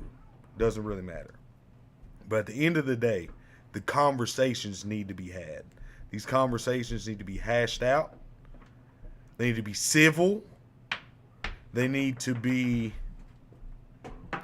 laid on the cutting board, so to speak, so that when you chop them up,